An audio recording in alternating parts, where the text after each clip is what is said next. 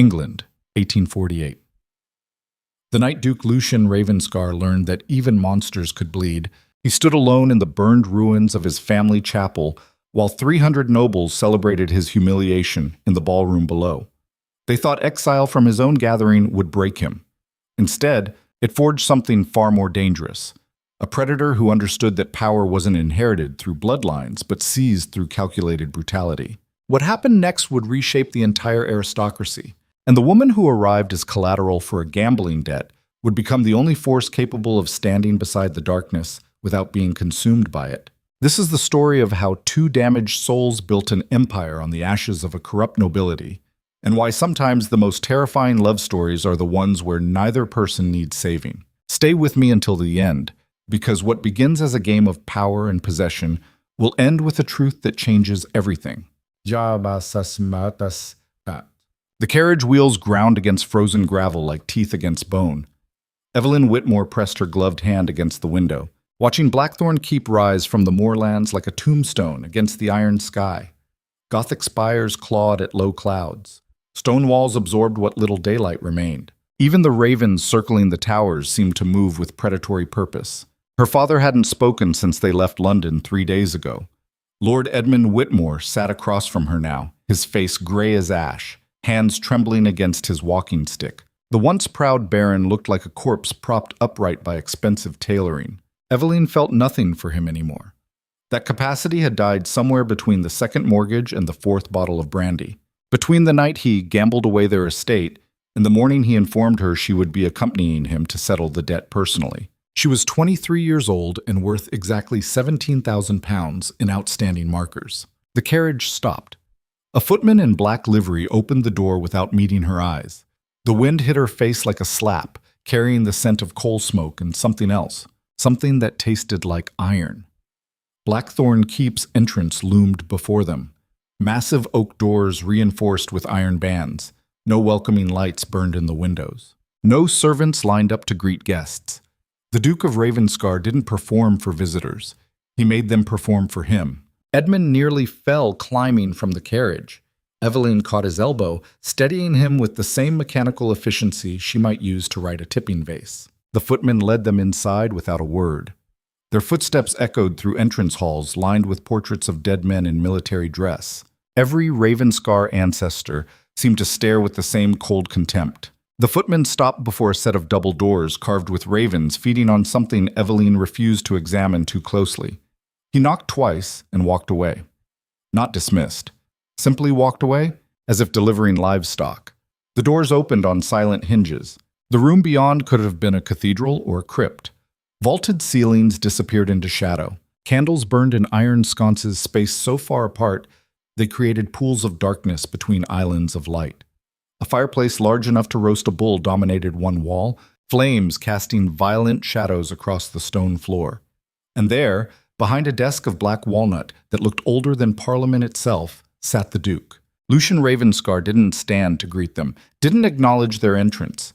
He continued reading from a leather-bound ledger, one hand holding a crystal glass filled with something amber.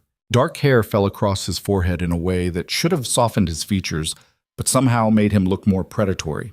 His face was all sharp angles and aristocratic cruelty, the kind of handsome that warned instead of invited. Eveline had seen his portrait in newspapers. The illustrations hadn't captured the fundamental wrongness of him. How a man could occupy space like a crack in reality. How his stillness felt more violent than another man's rage. Edmund cleared his throat. The sound died pathetically in the vast room. The Duke continued reading. Eveline felt something shift inside her chest. Not fear exactly. Something colder. A recognition of what she was witnessing. This wasn't theatrical cruelty designed to intimidate. This was efficiency. The Duke was teaching them the first lesson of Blackthorne. His time mattered, and theirs did not. Edmund cleared his throat again, louder this time, and Eveline wanted to strike him for his weakness. The Duke turned a page. 3 minutes passed. 5. Eveline counted her heartbeats and studied the room. No personal effects visible. No paintings beyond those grim portraits. No softness anywhere. Just stone and iron and the smell of expensive tobacco mixed with something medicinal. Laudanum, perhaps. Or blood. Finally, the Duke closed the ledger. placed it precisely parallel to the desk edge, set down his glass, folded his hands. Then he looked at them. Eveline's breath caught despite herself. His eyes were the color of winter storms. Gray shot through with something darker. Intelligence burned there, cold and vast as the North Sea. This was a man who had calculated every variable in a situation before others finished understanding the question. "Lord Whitmore," the Duke said. His voice carried the educated precision of Cambridge overlaid with something harder. Northern factory towns, coal mines, places where men died for profit margins. "You're late." Edmund fumbled with his pocket watch. "The roads, Your Grace. The weather delayed us, and I apologize for any inconvenience." "I don't accept apologies." The Duke's gaze moved to Eveline, traveled from her face to her travel-worn dress to her muddy boots and back up again with the clinical assessment of a man evaluating livestock. "I accept payment. You owe me £17,342, plus interest accrued over 6 months at 12% annually. That brings your debt to £18,380, 4 shillings. Edmund swayed. "Your Grace, I came to negotiate terms. My family has served the crown for 3 generations. Surely we can arrange a more reasonable— You came because I summoned you." The Duke lifted his glass, examined the amber liquid against the firelight. "Had you not appeared, I would have sent men to collect you. The conversation would have been significantly less pleasant.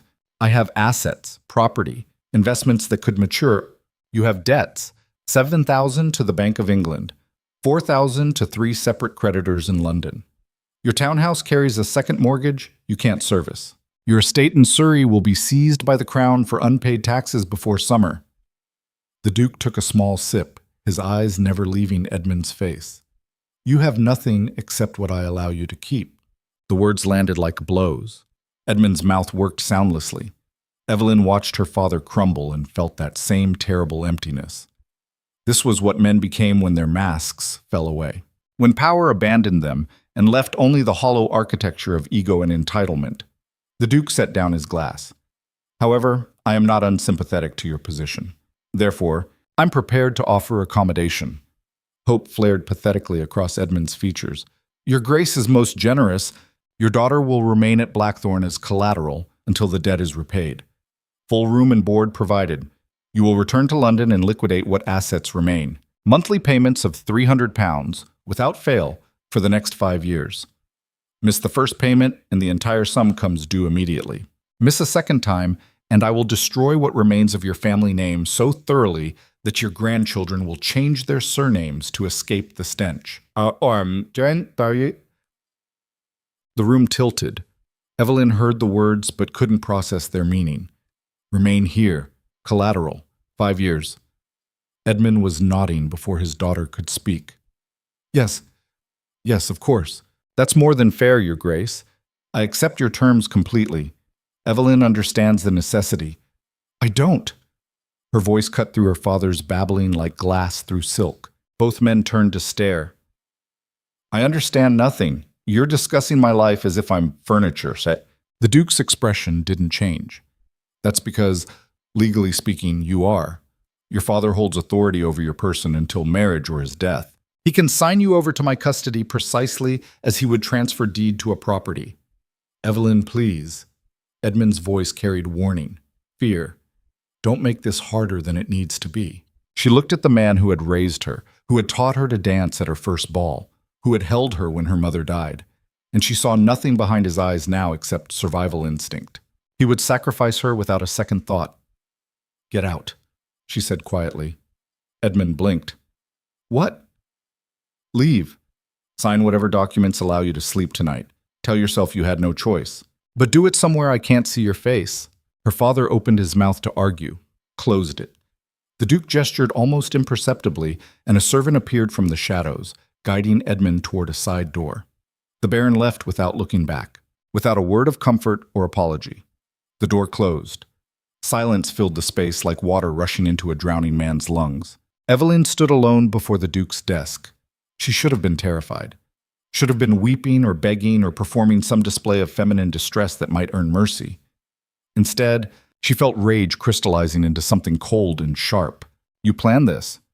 Her voice remained steady. You could have seized our assets months ago, could have destroyed my father before the debt grew this large. But you waited. Let him dig deeper. Let him think he could gamble his way free. You engineered this entire situation. The Duke leaned back in his chair, fingers steepled beneath his chin. For the first time, something almost like interest flickered across his features. Why would I do that? Cheat?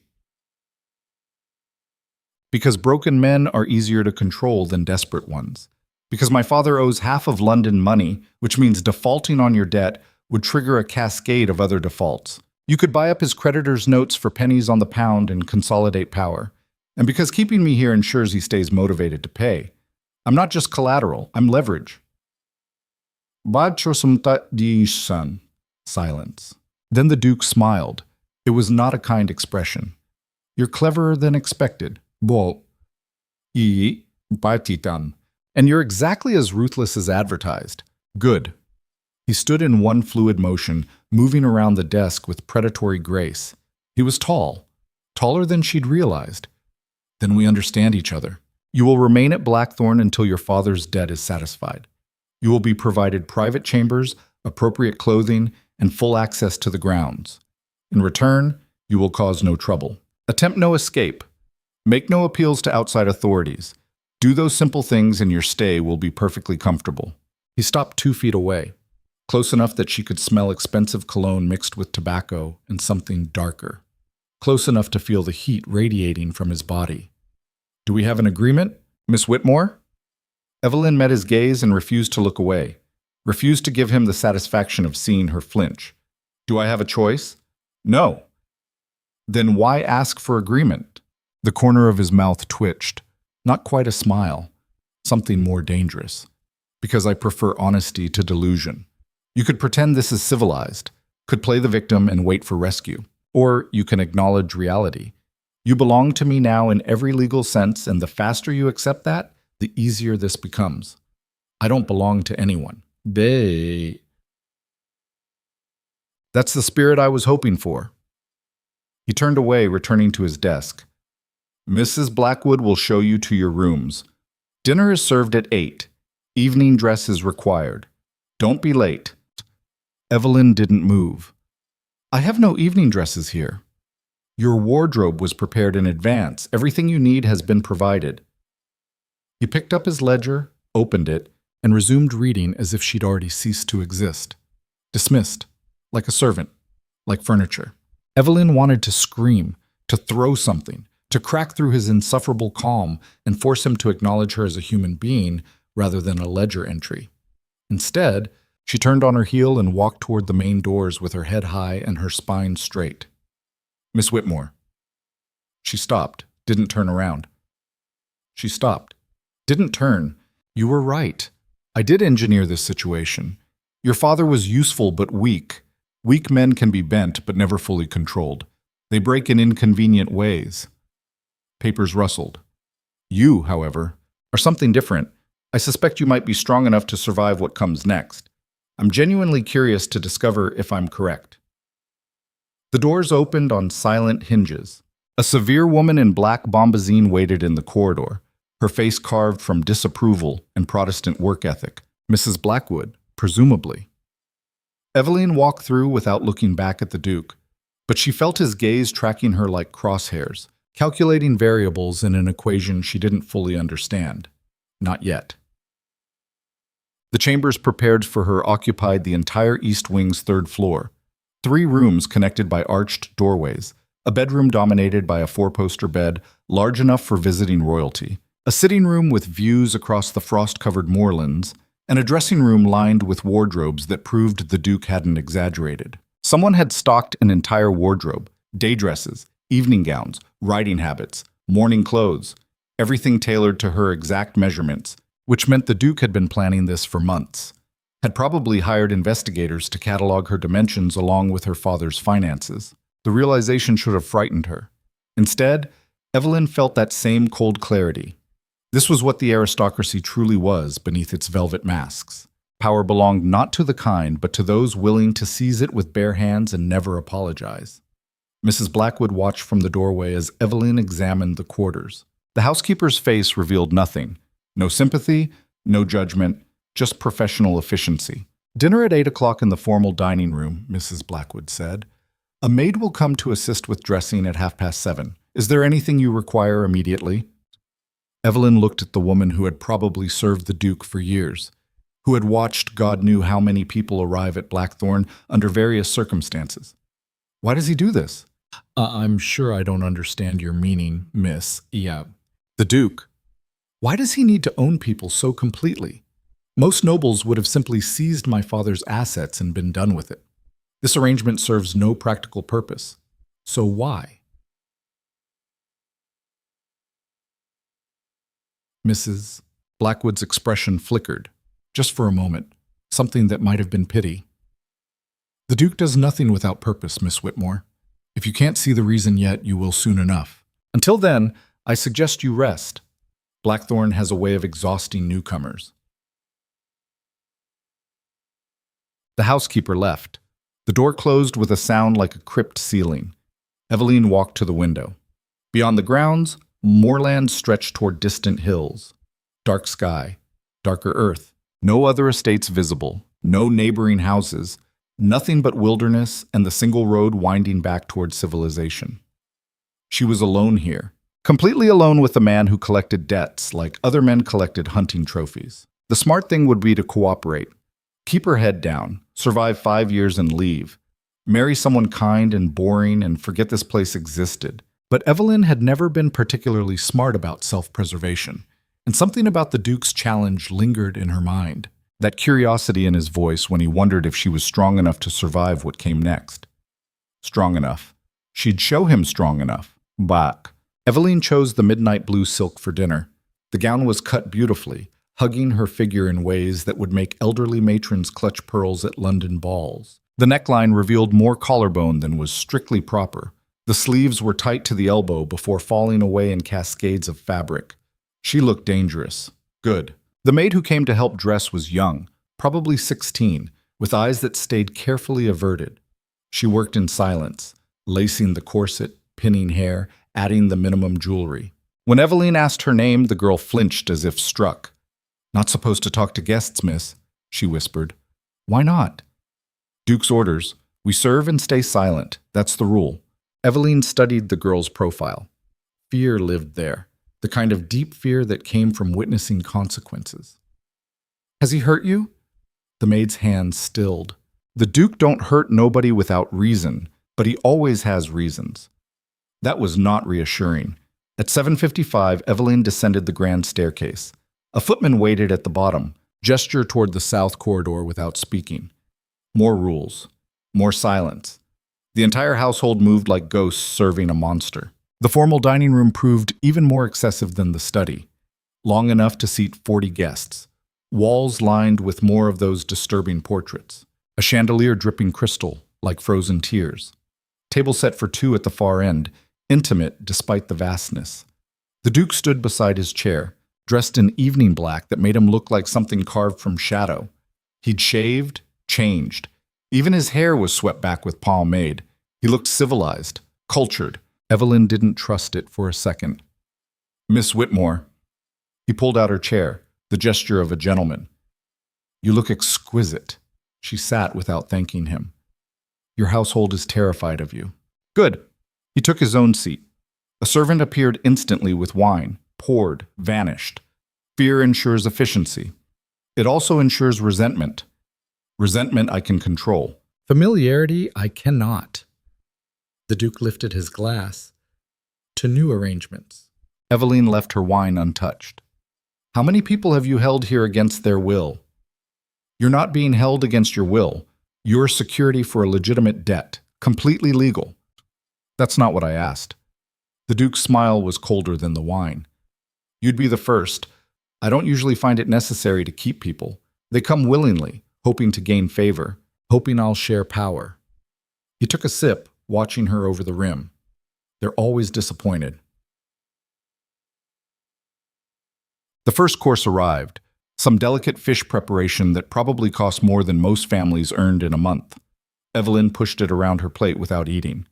Not to your taste? The Duke asked. I've lost my appetite. Being sold into indentured servitude has that effect. Collateral, not servitude. Important distinction. Is it? Eveline set down her fork with enough force to make it ring against porcelain. You own my time, my movements, my life for 5 years. What would you call that? An opportunity. The word landed like a slap. An opportunity. Most people spend their entire lives trapped by circumstances beyond their control. You're discovering that truth earlier than most. But unlike them, you have a clear path forward. Your father pays his debt, you leave. Simple. The Duke continued eating with perfect manners, as if they were discussing weather. In the meantime, you live in luxury. You have access to one of England's finest private libraries. You're protected by the Ravenscar name, which carries considerable weight. Use the time wisely. Use it for what? That's entirely up to you. Eveline felt her rage shifting, becoming something more dangerous than heat, something cold and sharp and patient. You enjoy this. The control. The power over people who can't fight back. Bam Ishikit. The Duke set down his silverware, looked at her directly. I enjoy clarity. The aristocracy pretends power is gentle, that it's bestowed by divine right or noble character. It's not.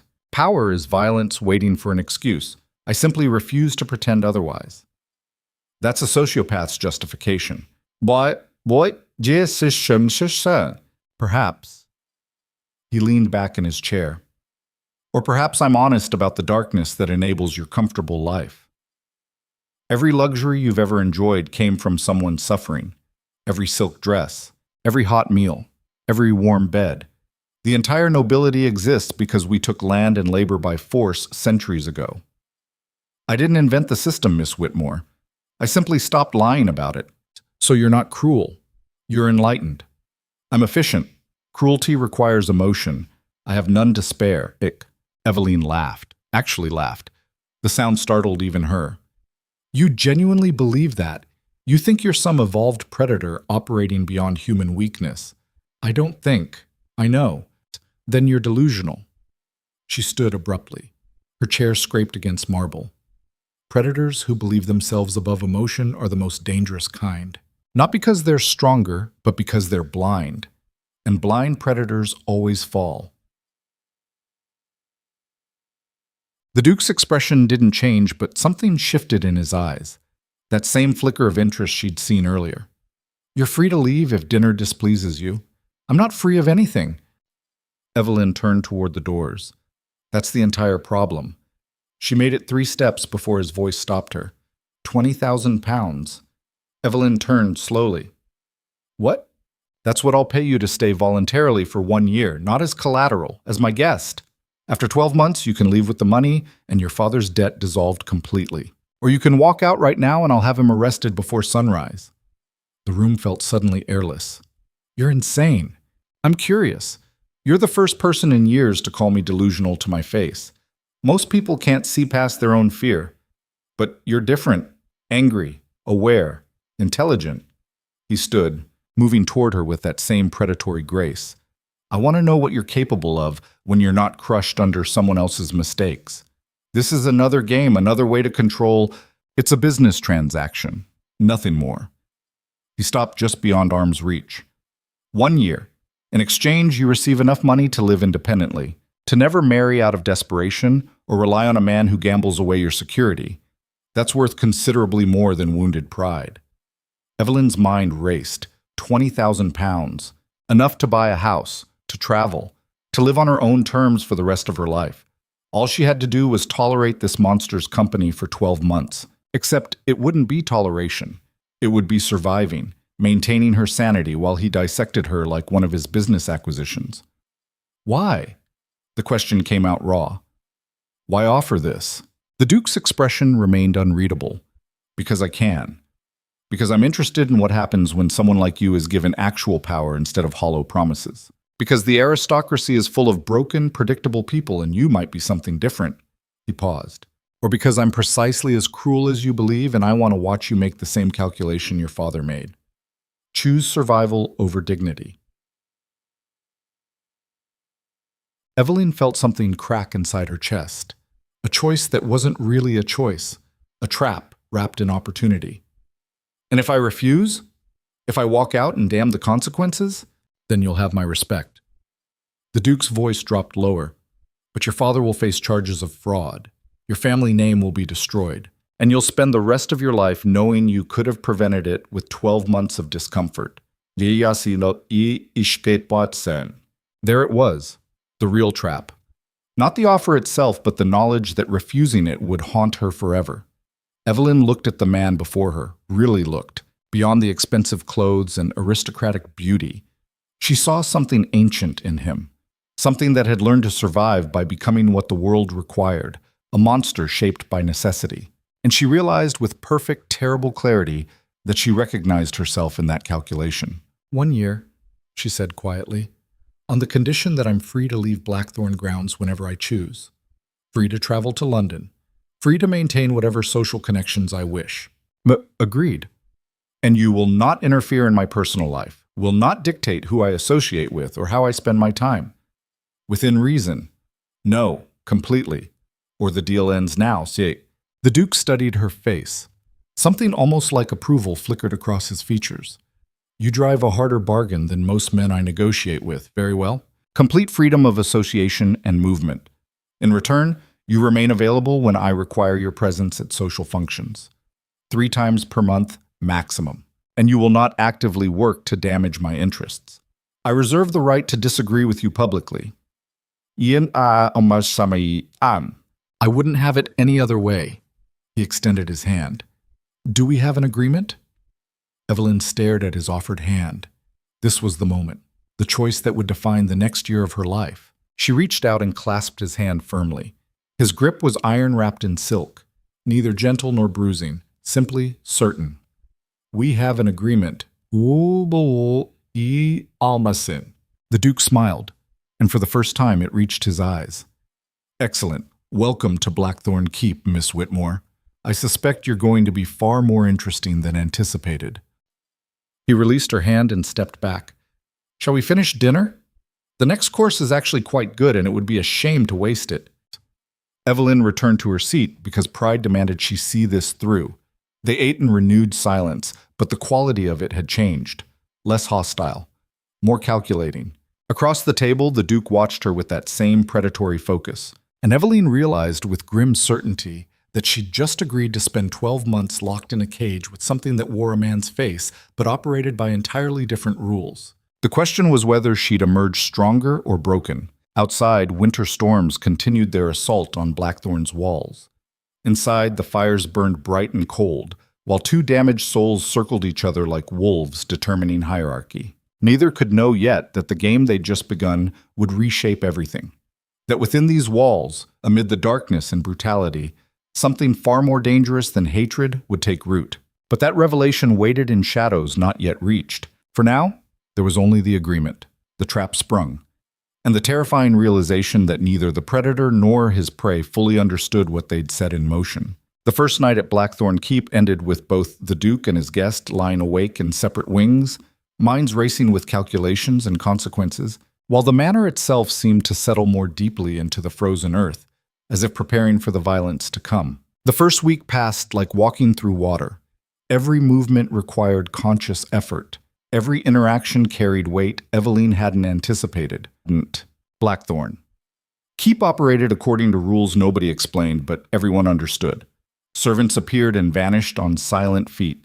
Meals arrived at precise times. The Duke himself moved through his domain like a ghost, present everywhere and nowhere, his influence saturating every corner without him needing to physically occupy the space. Eveline tested the boundaries of her agreement immediately. On the 3rd morning, she ordered a carriage to London without informing anyone. The footman who received her request nodded once and disappeared. 20 minutes later, Mrs. Blackwood appeared in the sitting room where Eveline was pretending to read. The housekeeper's face revealed nothing. The Duke wishes to know your destination and expected return time. I'm visiting friends in Mayfair. I'll return when I'm finished. Very good, miss. Mrs. Blackwood didn't move. The Duke also wishes to remind you that while you have freedom of movement, your safety remains his responsibility. He's assigned 2 men to accompany your carriage. I don't need protection. Nevertheless, the housekeeper's tone suggested the matter wasn't negotiable. They'll remain outside wherever you visit. You won't notice them unless necessary. Eveline set down her book. This isn't freedom. This is supervised parole.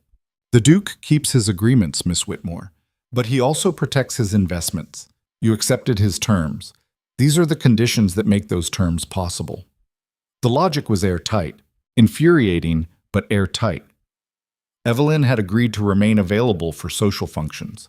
That required her continued existence, which meant protection whether she wanted it or not. She went to London with 2 silent men trailing her carriage like hunting dogs. Her friends in Mayfair received her with the kind of careful enthusiasm that meant gossip had already spread. Lady Catherine Ashford served tea in her drawing room and spent 15 minutes discussing weather before finally asking the question everyone wanted answered. Is it true you're living at Blackthorne Keep, voluntarily? Eveline had prepared her story carefully.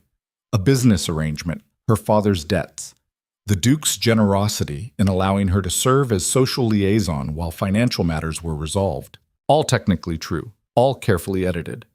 Catherine listened with wide eyes. But the Duke, they say he's absolutely ruthless, that men who cross him simply disappear from society. They don't disappear, Eveline said quietly. They're destroyed so publicly that everyone else learns the lesson. There's a difference. Her friend paled. You sound like you admire him. Did she? Eveline examined the question honestly. Admiration wasn't the right word. Recognition, perhaps. The Duke had looked at the world's brutality and decided to master it rather than be destroyed by it. That took a kind of strength most people never developed. It also required sacrificing something essential, some core piece of humanity that made connection possible.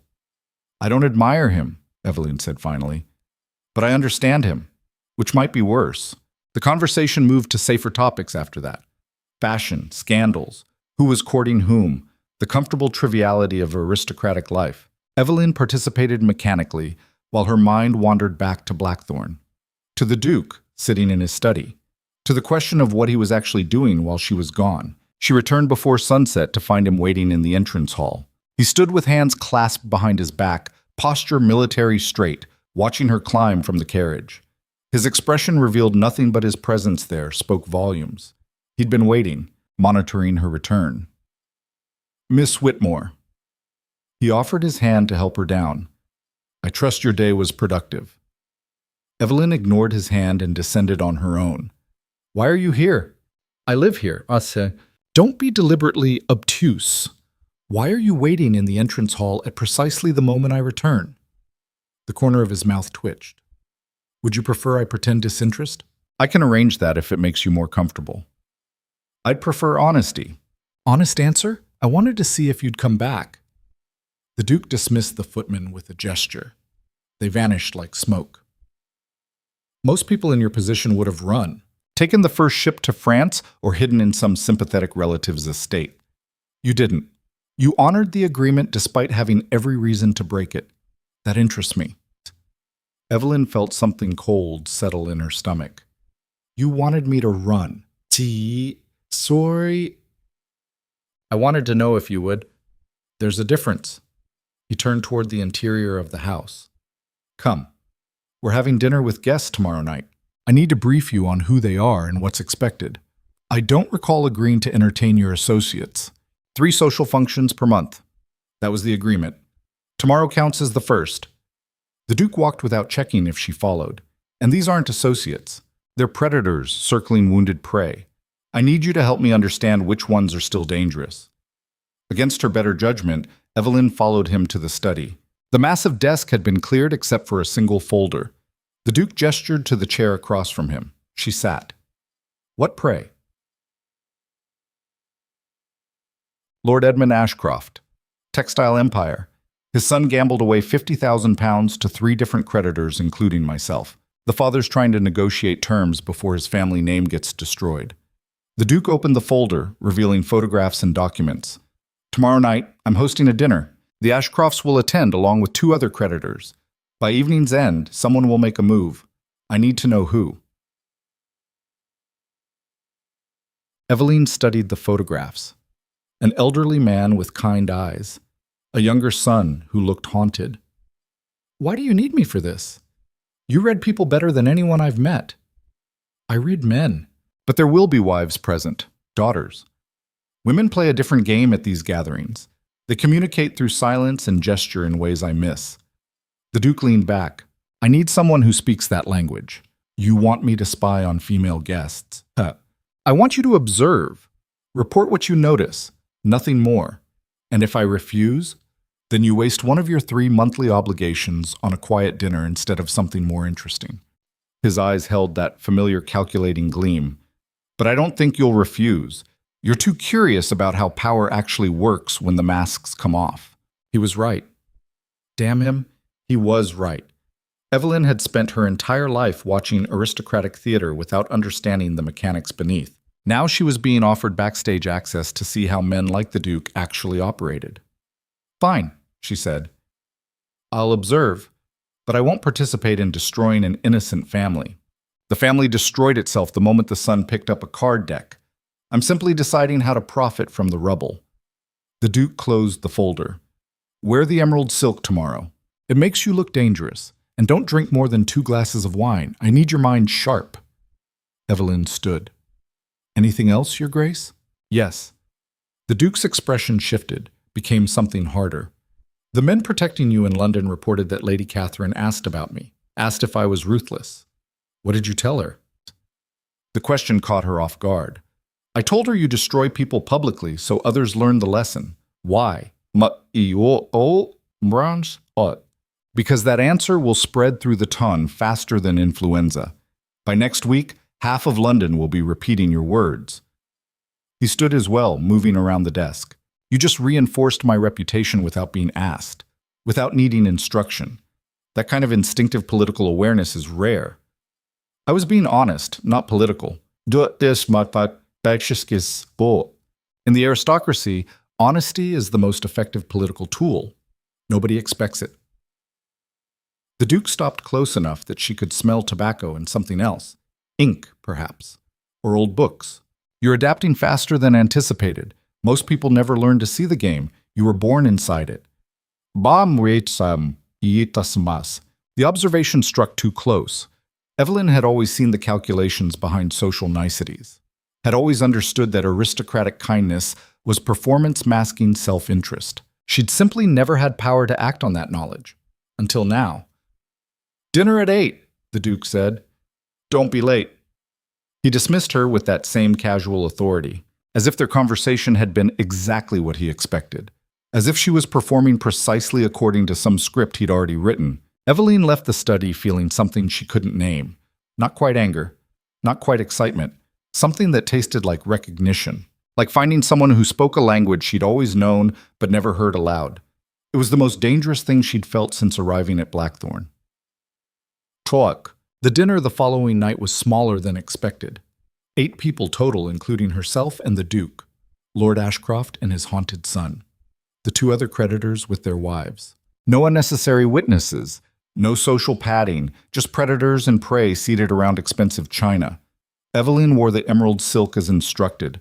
It fit like armor, the neckline severe, the cut emphasizing angles over curves. She looked expensive, untouchable. Exactly the image the Duke needed beside him. They entered the dining room together. The Duke's hand rested lightly against her lower back, a gesture of possession wrapped in propriety. Every person at the table noted it, recalculated their understanding of the evening. Lord Ashcroft rose to greet them, his movements carrying the weight of a man walking toward execution. Your Grace, thank you for receiving us. Lord Ashcroft. The Duke's voice held no warmth. I believe you know everyone present and... The seating arrangement was calculated. Ashcroft and his son on one side, the 2 creditors flanking them, the wives positioned as buffers. Eveline sat at the Duke's right hand, close enough to whisper observations, far enough to maintain propriety. Dinner began with the kind of small talk that felt like knives wrapped in silk. Mrs. Pemberton, wife to one of the creditors, complimented the house. Blackthorne is magnificent, Your Grace. Although I confess the remoteness would unsettle me. Don't you find it isolating? I find it clarifying, the Duke replied. The city encourages pretense, Distance strips it away. And Miss Whitmore? Mrs. Pemberton turned her predatory smile toward Eveline. How do you find such isolation? I understand you're staying here while your father manages some business arrangements. The question carried poison. Eveline felt every eye at the table assess her response. I find it educational, she said calmly.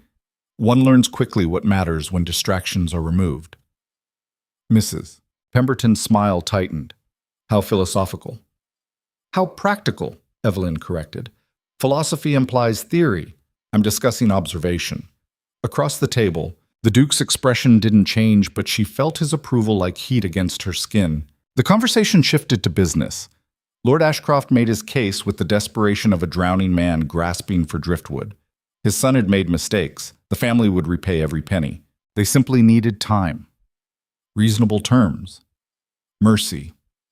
The Duke listened without interrupting. Let the man exhaust himself with explanations and justifications. When Ashcroft finally fell silent, the Duke set down his wineglass with precise care. Lord Ashcroft, your son didn't make mistakes. He made choices. He gambled knowing the stakes, knowing he couldn't cover the losses. That's not youthful error. That's calculated theft dressed as poor judgment. Your Grace, please, I'm not finished. The Duke's voice dropped lower, became something cold enough to frost the silver. You're asking me to absorb losses so your family name stays pristine, to take the financial damage while you maintain appearances. That's not mercy you're requesting. That's demanding I subsidize your family's reputation. Ashcroft's face went gray. I'm asking for time. But time is money, and money has a cost. The Duke leaned forward slightly. However, I'm prepared to offer accommodation. Your son will work for me. 5 years. Whatever position I assign him. Whatever duties I require. In return, I'll reduce the debt to manageable payments, and your family avoids public scandal. The room went silent.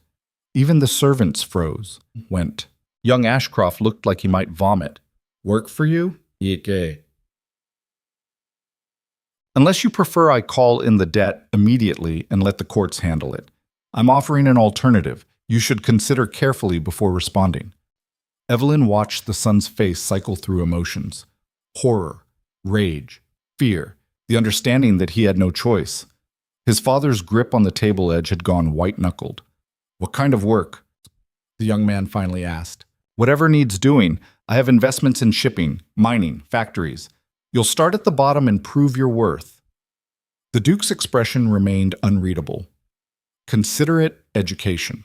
By the time your service ends, you'll understand the value of money you didn't have to earn through sweat. It was brilliant and horrifying in equal measure. The Duke wasn't just collecting a debt. He was acquiring a servant who would spend 5 years learning exactly how power operated, who would either break under the pressure or emerge as something useful. Lord Pemberton, one of the creditors, cleared his throat. That's remarkably generous, Your Grace. Perhaps too generous. Some might say you're enabling. Some might say many things. I don't care. The Duke turned his attention to Pemberton with the focus of a serpent selecting its next meal. You're concerned about precedent, worried that showing flexibility makes you look weak. That's why you'll never be more than moderately successful. Pemberton's face reddened. I beg your pardon? Power isn't about consistency. It's about unpredictability. If people can calculate your response, they can plan around you. But if you're willing to show mercy one day and destroy someone the next, nobody knows where they stand. They become cautious, careful. The Duke lifted his wine glass. That's control. Eveline felt something shift in her chest. This was the lesson he'd been teaching since she arrived. Not through lectures, but through demonstration. The Duke operated according to strategy, not principle. Every choice served an end goal invisible to observers. Mrs. Pemberton spoke up, her voice carrying aristocratic ice. Miss Whitmore, you must find these discussions terribly dull. How do you occupy yourself at Blackthorne? I imagine there's little society this far north. The subtext was clear. You don't belong here. You're out of your depth. Know your place. Eveline met the woman's gaze directly. I read mostly. The Duke has an extensive library, and I find the isolation allows for clearer thinking. Society has a way of drowning out substance with noise. How very modern of you, Mrs. Pemberton said. The word modern sounded like an insult, though I wonder if too much solitude might be unhealthy for a young woman. One needs proper guidance, structure. One needs honesty more than structure, and solitude reveals who people actually are once the performance ends. Eveline smiled without warmth. I find that clarity refreshing. Eveline smiled without. The Duke's hand found hers beneath the table, a brief pressure against her fingers. Warning or approval, she couldn't tell. The dinner continued through more courses, more verbal sparring wrapped in etiquette.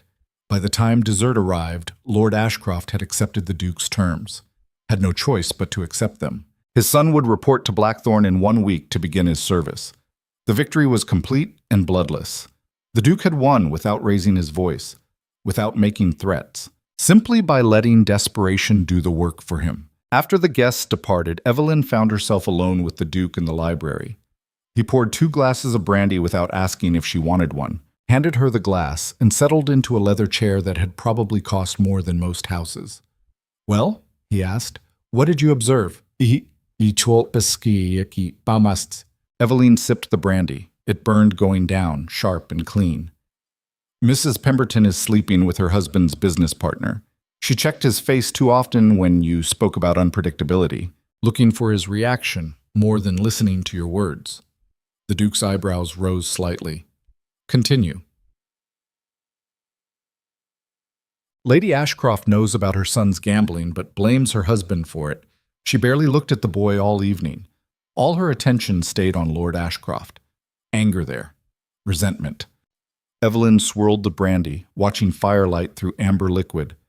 And Lord Pemberton is planning to move against you. He asked too many questions about your other holdings, testing to see where you might be vulnerable. Silence stretched between them. The Duke studied her face with that same calculating intensity. You saw all that in 3 hours. It wasn't difficult. People reveal themselves constantly. Most others are too busy performing to notice. Most people aren't you. The Duke leaned forward. That level of observation is rare, useful, dangerous if applied incorrectly. Is that a warning? It's recognition. He set down his glass. You understand something most of the aristocracy never learns, that beneath every polite interaction is a transaction. Every smile masks calculation. Every kindness serves self-interest. That's a bleak philosophy. It's reality. Everything else is comforting fiction. The Duke stood, moved to the fireplace. The flames cast his face in sharp relief, all angles in shadow. People are at their most honest when they have everything to lose. You saw the Ashcrofts stripped of pretense tonight. Saw them make choices based purely on survival. That's humanity without the mask. Eveline felt something cold settle in her chest. And you prefer people without masks? I prefer clarity. Masks make mistakes possible. Without them, everyone knows exactly where they stand. He turned to face her. You performed exceptionally tonight. You reinforced my position. You made the other wives uncomfortable enough to distract their husbands. You gave me leverage I didn't have before. I wasn't performing, I was being honest. In this world, honesty is a performance, the most effective one. The Duke crossed the space between them, stopped close enough that she had to tilt her head back to maintain eye contact. You're adapting to Blackthorne faster than anyone I've brought here. Most people fight the isolation, the rules. The weight of being this close to someone who doesn't pretend to be good. You're thriving. The observation struck like a physical blow because it was true. Eveline should have been miserable. Should have been counting days until her year ended. Instead, she felt more alive than she had in London, more engaged, more present. What does that say about me? The question came out quieter than intended. That you were never meant for the life they tried to give you. That the aristocratic theater bored you because you could see through it. The Duke's expression softened slightly, almost imperceptibly. You're like me. Born into a system that demands pretense from people constitutionally incapable of maintaining the lie. I'm nothing like you. Then why are you still here? You could have run a dozen times by now, could have gone to the authorities, could have made a scandal that would have forced my hand. His eyes held hers.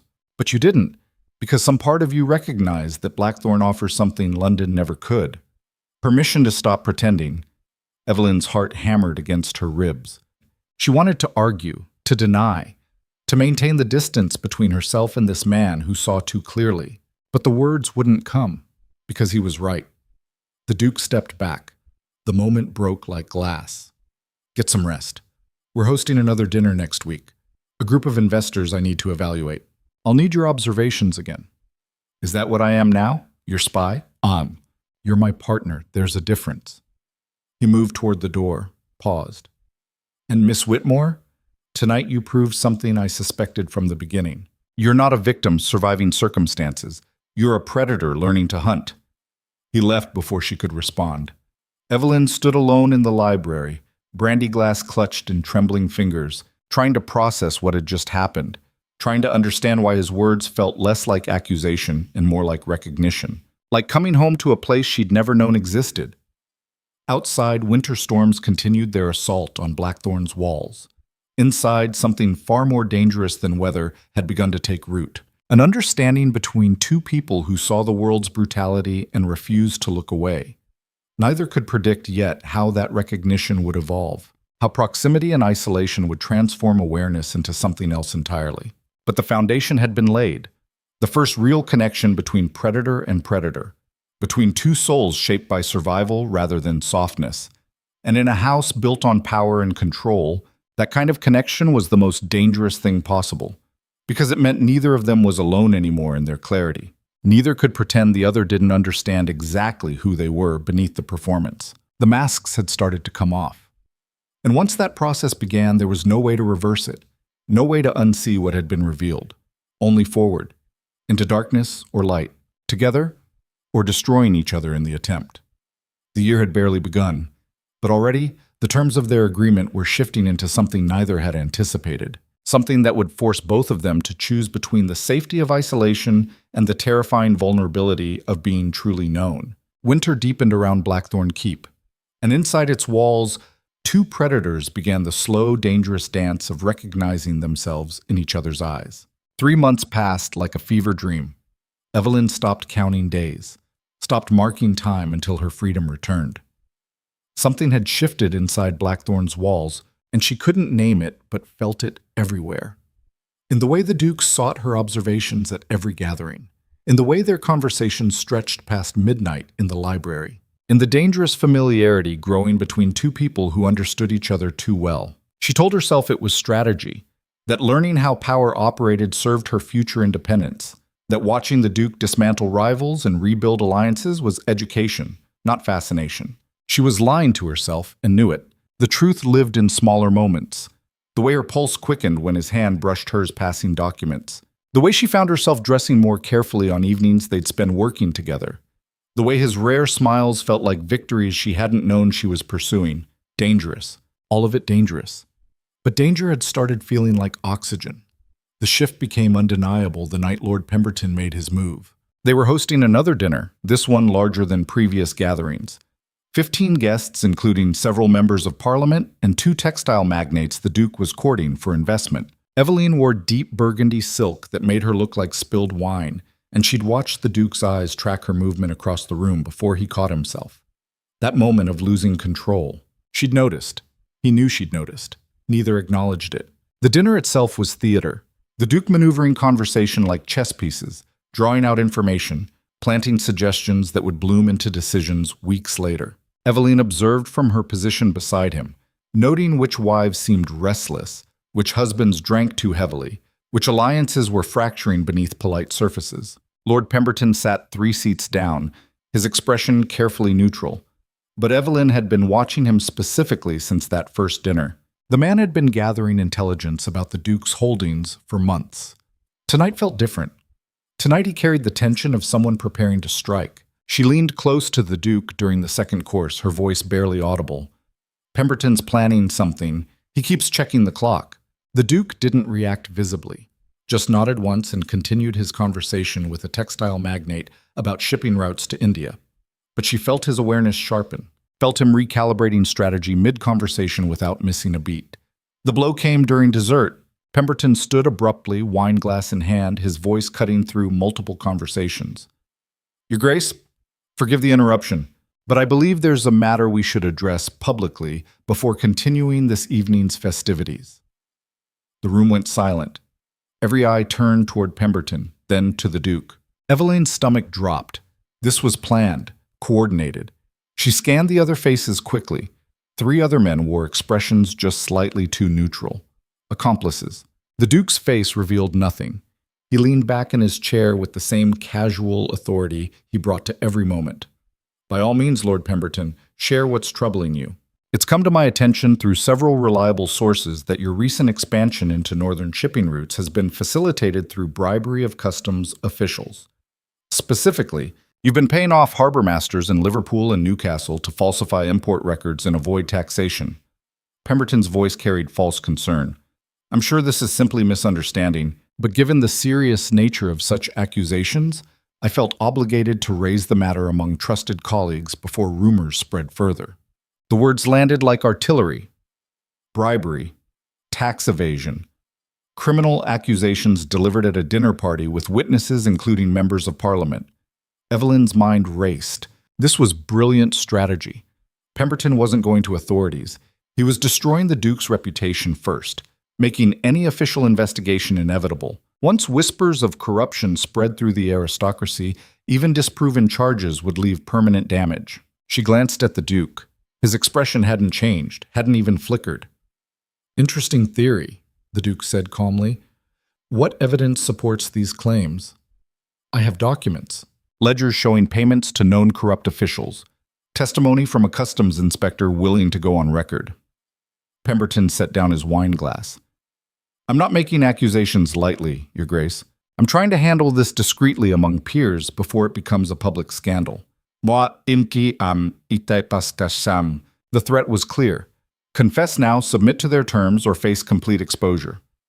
Eveline watched the other guests, saw calculation replacing shock, saw them deciding whether to distance themselves from potential scandal or wait to see how the Duke responded.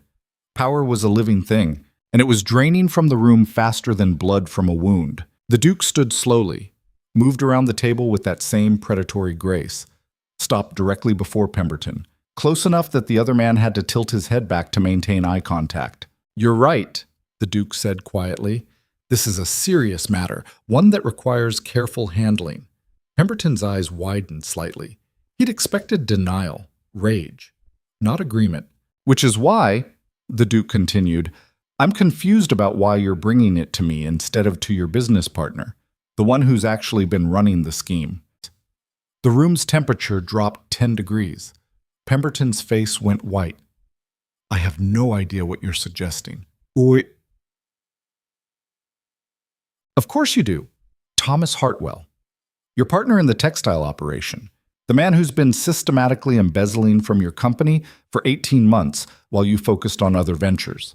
The Duke's voice remained conversational, almost friendly. He needed capital to cover the shortfall, so he approached me about investing in a shipping venture. I declined, but I kept the documentation he provided, including detailed records of customs payments he'd already made to establish routes. Eveline's breath caught. The Duke had been waiting for this, had known Pemberton would move against him eventually and prepared the counterstrike in advance. That's absurd, Pemberton stammered. Thomas confessed everything 3 weeks ago when I made him a better offer. Agreed to testify in exchange for immunity and a position managing one of my northern factories. The Duke gestured and a servant appeared with a leather folder. I have his signed statement, along with the original ledgers showing how he routed the embezzled funds, and documentation proving the customs officials in question have been on his payroll, not mine. The Duke opened the folder, spread documents across the table for everyone to see. Eveline caught glimpses of signatures, account numbers, damning evidence laid out like a dissection. So you're right, the Duke said. This is a serious matter, one involving bribery and tax evasion and criminal conspiracy. But the crimes are yours to answer for, not mine. Pemberton staggered backward. The other men who'd worn neutral expressions now looked panicked. They'd been part of this, had coordinated the attack. And now, They were watching their champion gutted in front of witnesses. However, the Duke continued, his voice dropping lower, I'm willing to be reasonable. You'll sign over 40% of your textile operation to me as compensation for the emotional distress of these baseless accusations. Your partner's testimony will remain sealed, and we'll forget this evening ever happened. 40%? That's robbery. No. Robbery is what you attempted tonight. The Duke's smile was colder than winter. 40% is mercy. Refuse, and I'll have the documents delivered to every newspaper in London by morning. Your choice. Eveline watched Pemberton's face cycle through rage and desperation, and finally resignation. He'd been outmaneuvered completely, had walked into a trap he never saw coming. I'll need time to consider. You have until I finish this sentence to decide. After that, the offer expires and I pursue criminal charges. The Duke held Pemberton's gaze without blinking. Choose. 10 seconds of silence that felt like eternity. I accept your terms, Pemberton said finally. His voice sounded hollow. Dead. Excellent. The Duke gestured to his study. My solicitor is waiting with the necessary documents. Sign them now and we can return to dessert. Pemberton left the dining room like a man walking to his own execution. The three accomplices followed without being asked. Their conspiracy shattered before it properly began. The remaining guests sat in stunned silence. Nobody moved, nobody spoke. They'd just witnessed a public execution conducted through contracts instead of violence. The Duke returned to his seat, picked up his wine glass. My apologies for the interruption. Where were we discussing? Ah, yes. The new railway expansion through Yorkshire. Lord Morrison, you were saying? And just like that, conversation resumed, as if nothing had happened, as if they hadn't watched a man lose everything over dessert. But Eveline saw what others missed, saw the slight tremor in the Duke's hand when he lifted his glass, saw tension in his shoulders that hadn't been there before. This wasn't effortless dominance. This was a man who'd been genuinely threatened and barely survived. The rest of dinner passed in a blur. Guests left earlier than normal, their discomfort palpable. By midnight, only Eveline and the Duke remained in the dining room, surrounded by empty chairs and half-finished wine glasses. He stood at the window, silhouette dark against moonlight. His reflection in glass looked like a ghost. You knew, Eveline said quietly. You knew he was coming for you. I suspected. Men like Pemberton always move eventually. It's simply a matter of timing. But you had everything prepared. The counter-evidence. His partner's confession. You planned for this months ago. I planned for everything. The Duke's voice sounded tired. That's how you survive when everyone wants what you have. Eveline moved closer, stopped a few feet behind him. You're not invincible. Tonight proved that. If you hadn't turned Pemberton's partner, if the timing had been different, this could have destroyed you. I know.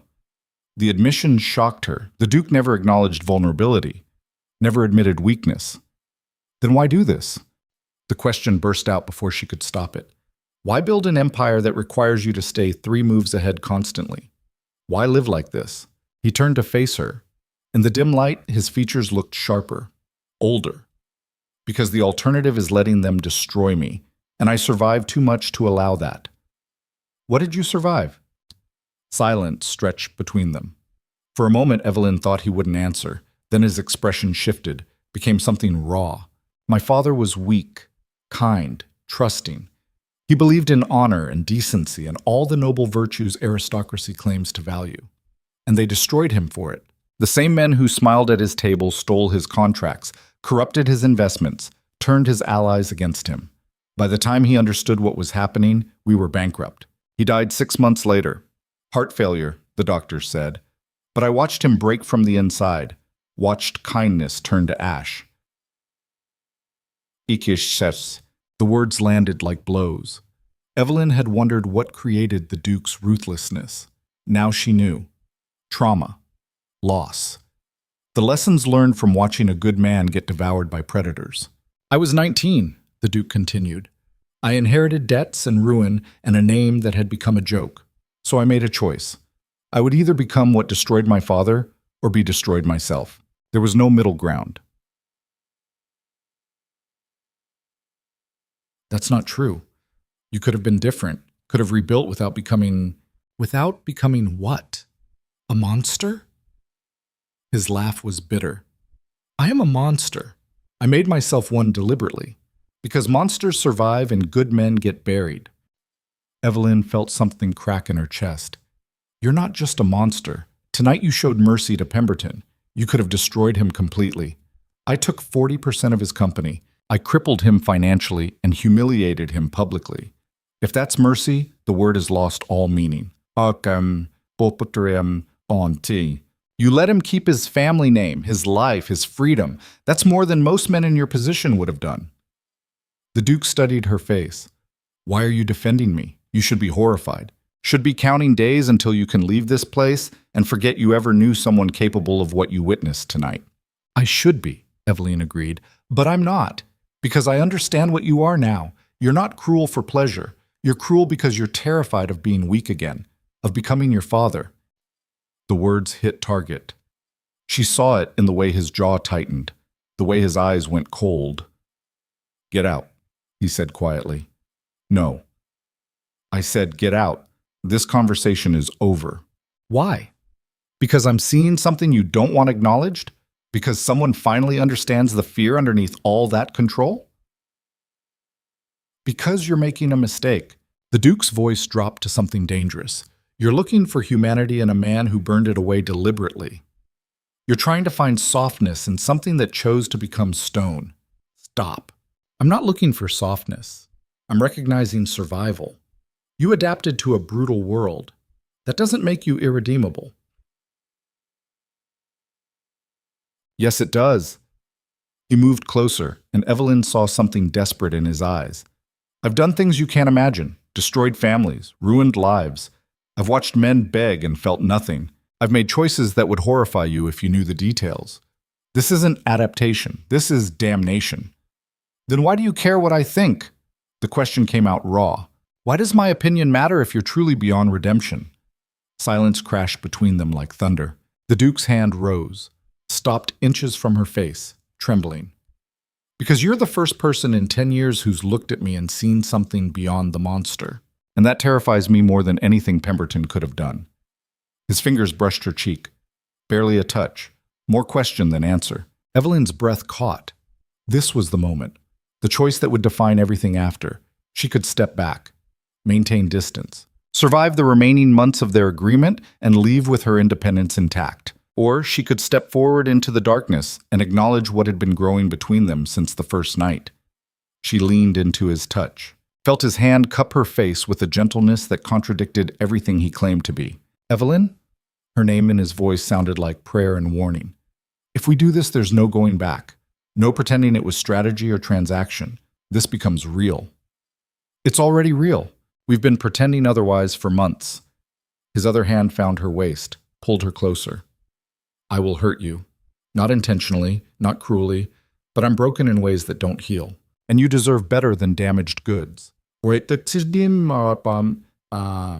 Stop deciding what I deserve. I'm choosing this with full awareness of who you are. She placed her hand over his heart, felt it racing beneath expensive fabric. You're not the only one who adapted to survive. You're not the only one who learned that the world is brutal and kindness gets you killed.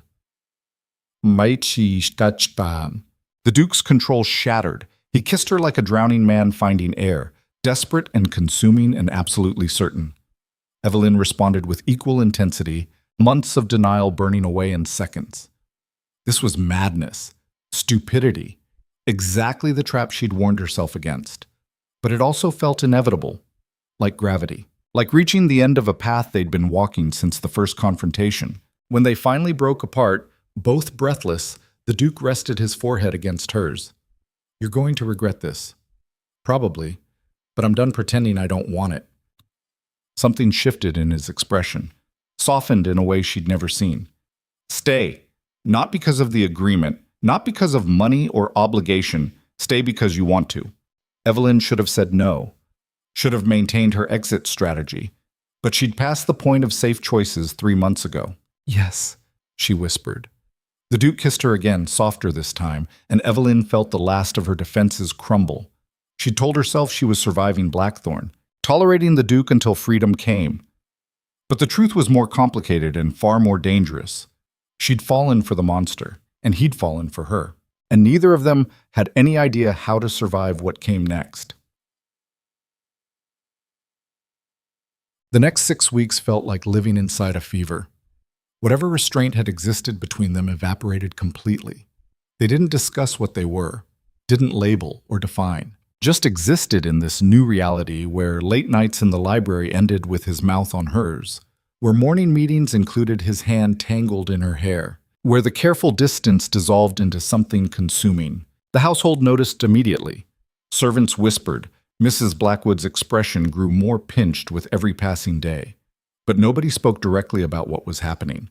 Nobody dared. Eveline stopped visiting London, stopped maintaining the fiction that this was temporary.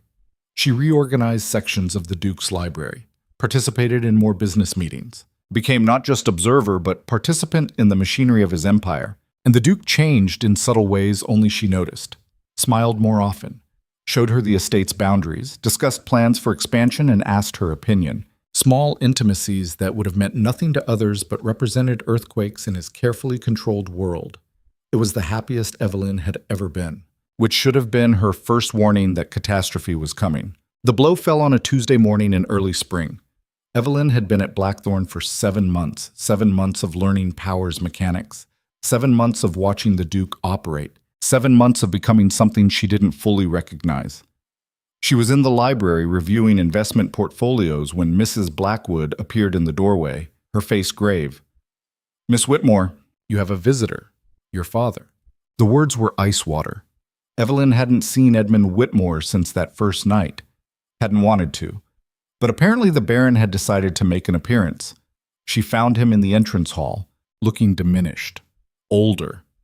His clothes hung loose on a frame that had lost considerable weight. When he turned to face her, his eyes carried something that looked like shame. "Eveline." His voice cracked on her name. "My daughter. I've come to settle accounts." "You're early. The agreement was 5 years." "I know, but I've managed to secure the full amount. Borrowed against future income. Called in favors. It's done." Edmund produced a bank draft from his coat. £18,380. The exact amount owed including interest. Eveline stared at the paper. This should have been victory. Her father had honored his debt. She was free to leave. The agreement was fulfilled, but all she felt was hollow dread. "Where's the Duke?" she asked. "His study, I believe. I was told to wait here while someone fetched you." Edmund's hands trembled holding the draft. "I wanted you to know first. Wanted to tell you that you're free now. You can come home. We can rebuild the family. Start over." The words sounded rehearsed. Edmund had practiced this speech, prepared for her gratitude, her relief. He had no idea what he'd just destroyed.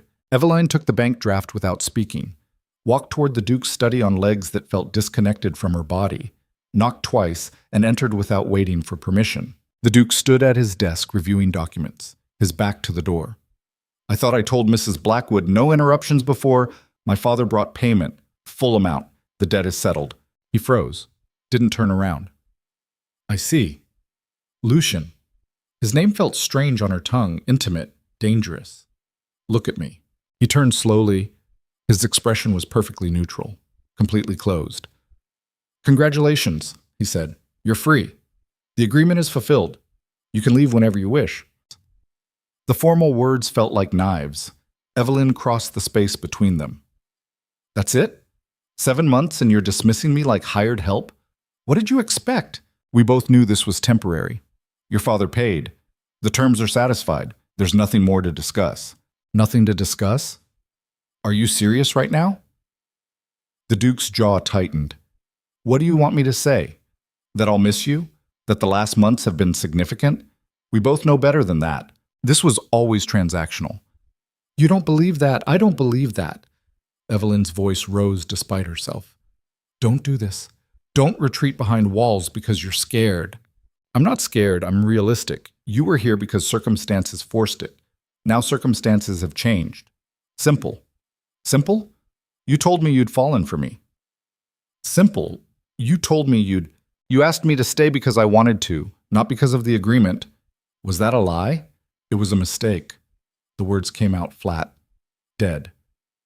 One I'm correcting now. Take the money. Leave. Build whatever life you want. Forget Blackthorne. Eveline felt something break inside her chest. You coward! You're pushing me away before I can choose to leave. Destroying this before it destroys you. I'm being practical. You deserve better than spending your life with someone who'll never be what you need. What I need, you don't get to decide that. Then decide. The Duke's control finally cracked. Choose, Eveline.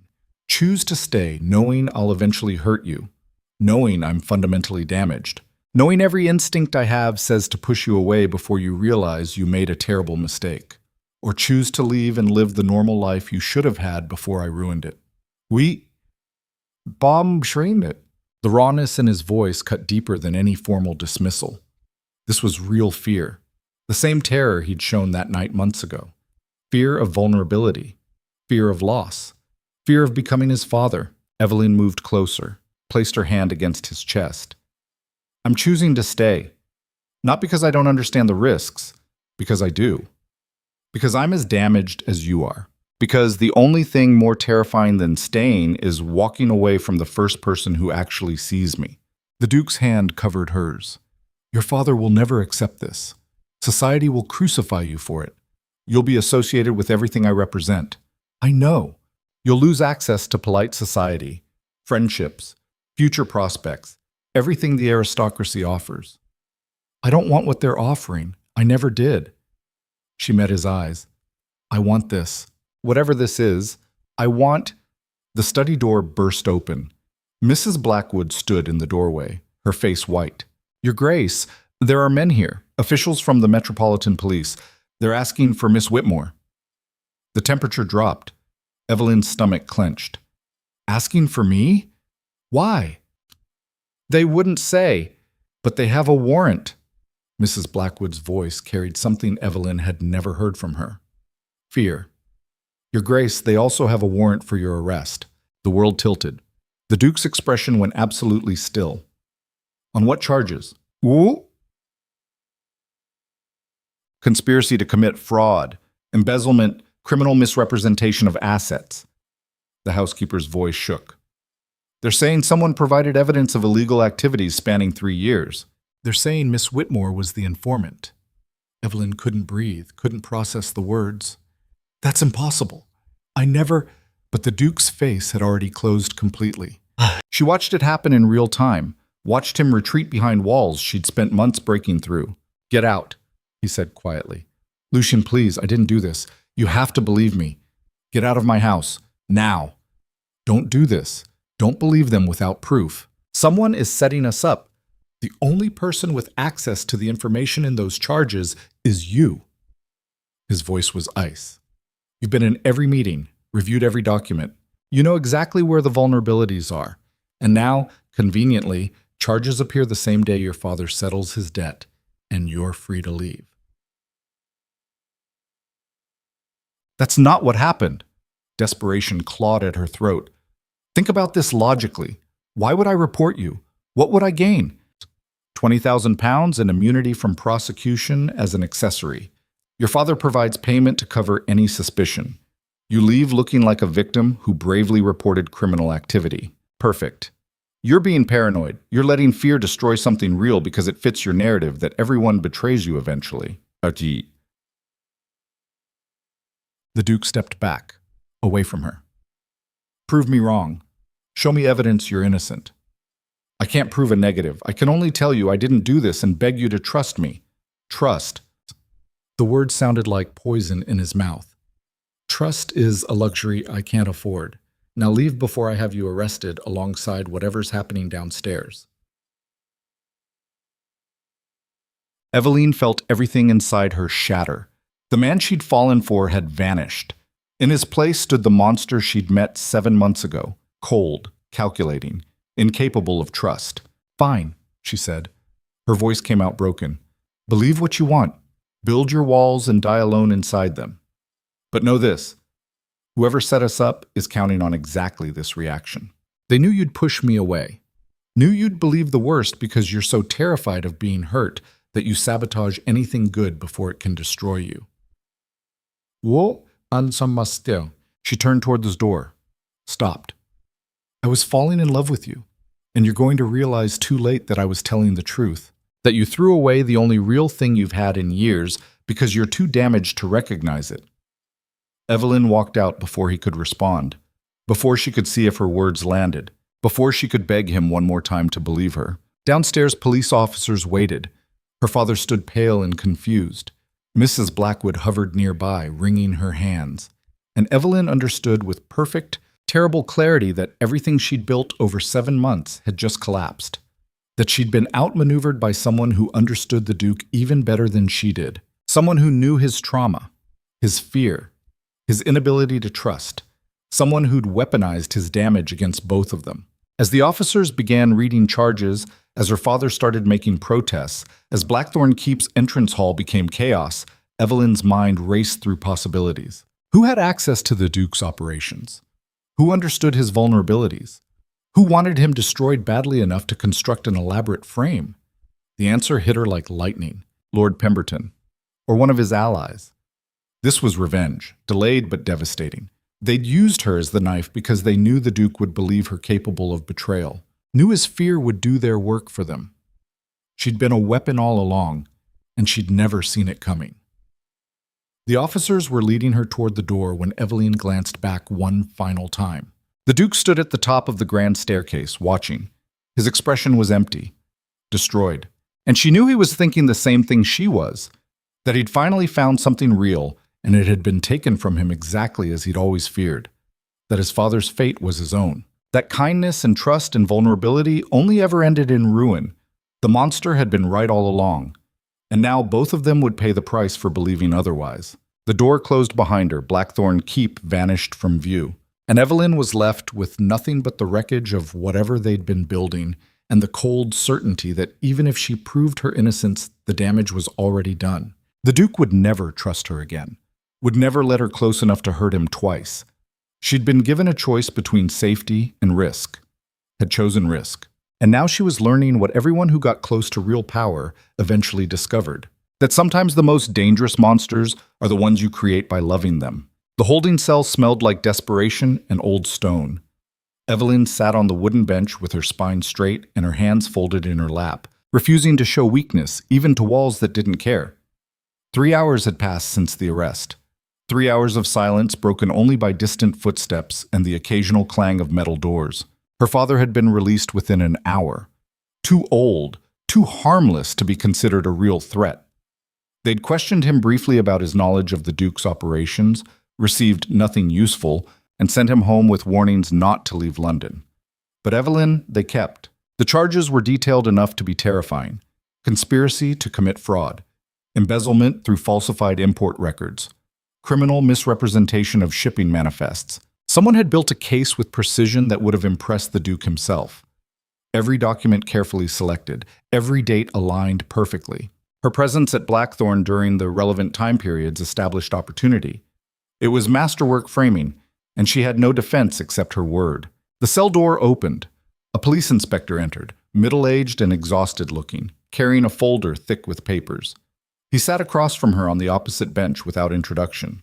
"Miss Whitmore, I'm Inspector Graves. I need to ask you some questions about your relationship with Duke Ravenscar and your knowledge of his business practices." Walter. Eveline met his gaze directly. "I've already told your officers. I had no involvement in any criminal activities. I was residing at Blackthorne as collateral for a family debt. Nothing more. Collateral who attended private business meetings, who reviewed confidential documents, who had access to the Duke's personal study and financial records." Graves opened the folder. "We have testimony from multiple sources placing you at the center of his operations for 7 months. Testimony from whom? I'm not at liberty to say, but the evidence is substantial." He pulled out a document, slid it across to her. "This is a letter allegedly written by you to a business associate of Lord Pemberton. In it, you detail illegal customs arrangements and offer to provide documentation in exchange for immunity and financial compensation." Matrates. Eveline looked at the letter. The handwriting was close to hers. Not perfect, but close enough to pass casual inspection. Someone had studied her writing, practiced forging it, spent time and money creating this evidence. I didn't write this, Shiz, she said flatly. The handwriting analysis says otherwise. Then your analysis is wrong. Or bought? Or both. She pushed the letter back across the bench. Inspector, think about this logically. Why would I report the Duke's activities? What would I gain that's worth the risk? Immunity from prosecution. £20,000 from your father's debt being forgiven. Perhaps revenge for being held against your will. Graves studied her face. Yes. Young women in your position often develop complicated feelings toward their captors. Sometimes those feelings turn to anger. I wasn't held captive. I was free to leave at any time. What? Then why didn't you? Why stay 7 months with a man known for ruthless business practices and rumored cruelty? The inspector leaned forward. Unless you were participating willingly, unless you saw opportunity for profit. The trap was elegant. Either she was a victim who eventually turned on her captor, or she was a willing accomplice turning informant to save herself. Both narratives served the prosecution. Eveline felt cold clarity settle over her. This wasn't about justice. This was about destroying the Duke through her. Someone had engineered this perfectly, understanding that separating them was the first step to breaking his control. I want a solicitor, she said quietly. I'm done answering questions without legal representation. Graves smiled without warmth. That's your right. Though I should mention, hiring a solicitor requires funds you don't currently possess. Your father's assets are frozen pending investigation, and I doubt Duke Ravenscar will be providing assistance given the circumstances. Then I'll wait in this cell until someone with basic decency provides me with counsel required by law. The inspector's expression hardened. You're making this harder than it needs to be. Cooperate now and we can arrange more comfortable accommodations. Continue this defiance and you'll spend the next month in conditions far less pleasant than this. Threats don't work on me, Inspector.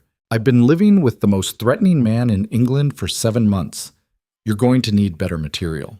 Graves stood abruptly, gathered his papers. Have it your way, Miss Whitmore. But understand something. The Duke has already distanced himself from you publicly. His solicitors filed statements this afternoon denying any personal relationship beyond a business arrangement. You're alone in this. Nobody's coming to save you. Basiem. The door clanged shut. Eveline was left in silence again, processing the information. The Duke had moved quickly to protect himself, had thrown her to the authorities without hesitation. Exactly as she'd predicted he would, because he believed she'd betrayed him, believed his worst fears had manifested, and rather than fight for her, he'd chosen survival. The monster had won. The man who'd started to emerge over months of intimacy had retreated completely behind walls that would never come down again. Eveline closed her eyes and let herself feel the full weight of loss. Not just her freedom, not just her reputation, but the connection that had been more real than anything she'd experienced in her life. Then she opened her eyes and started calculating. If nobody was coming to save her, she'd save herself. And in the process, she'd find whoever orchestrated this and make them regret weaponizing her against the one person who'd actually understood what she was. Mban. The cell door opened again 3 hours later. Eveline expected another interrogation.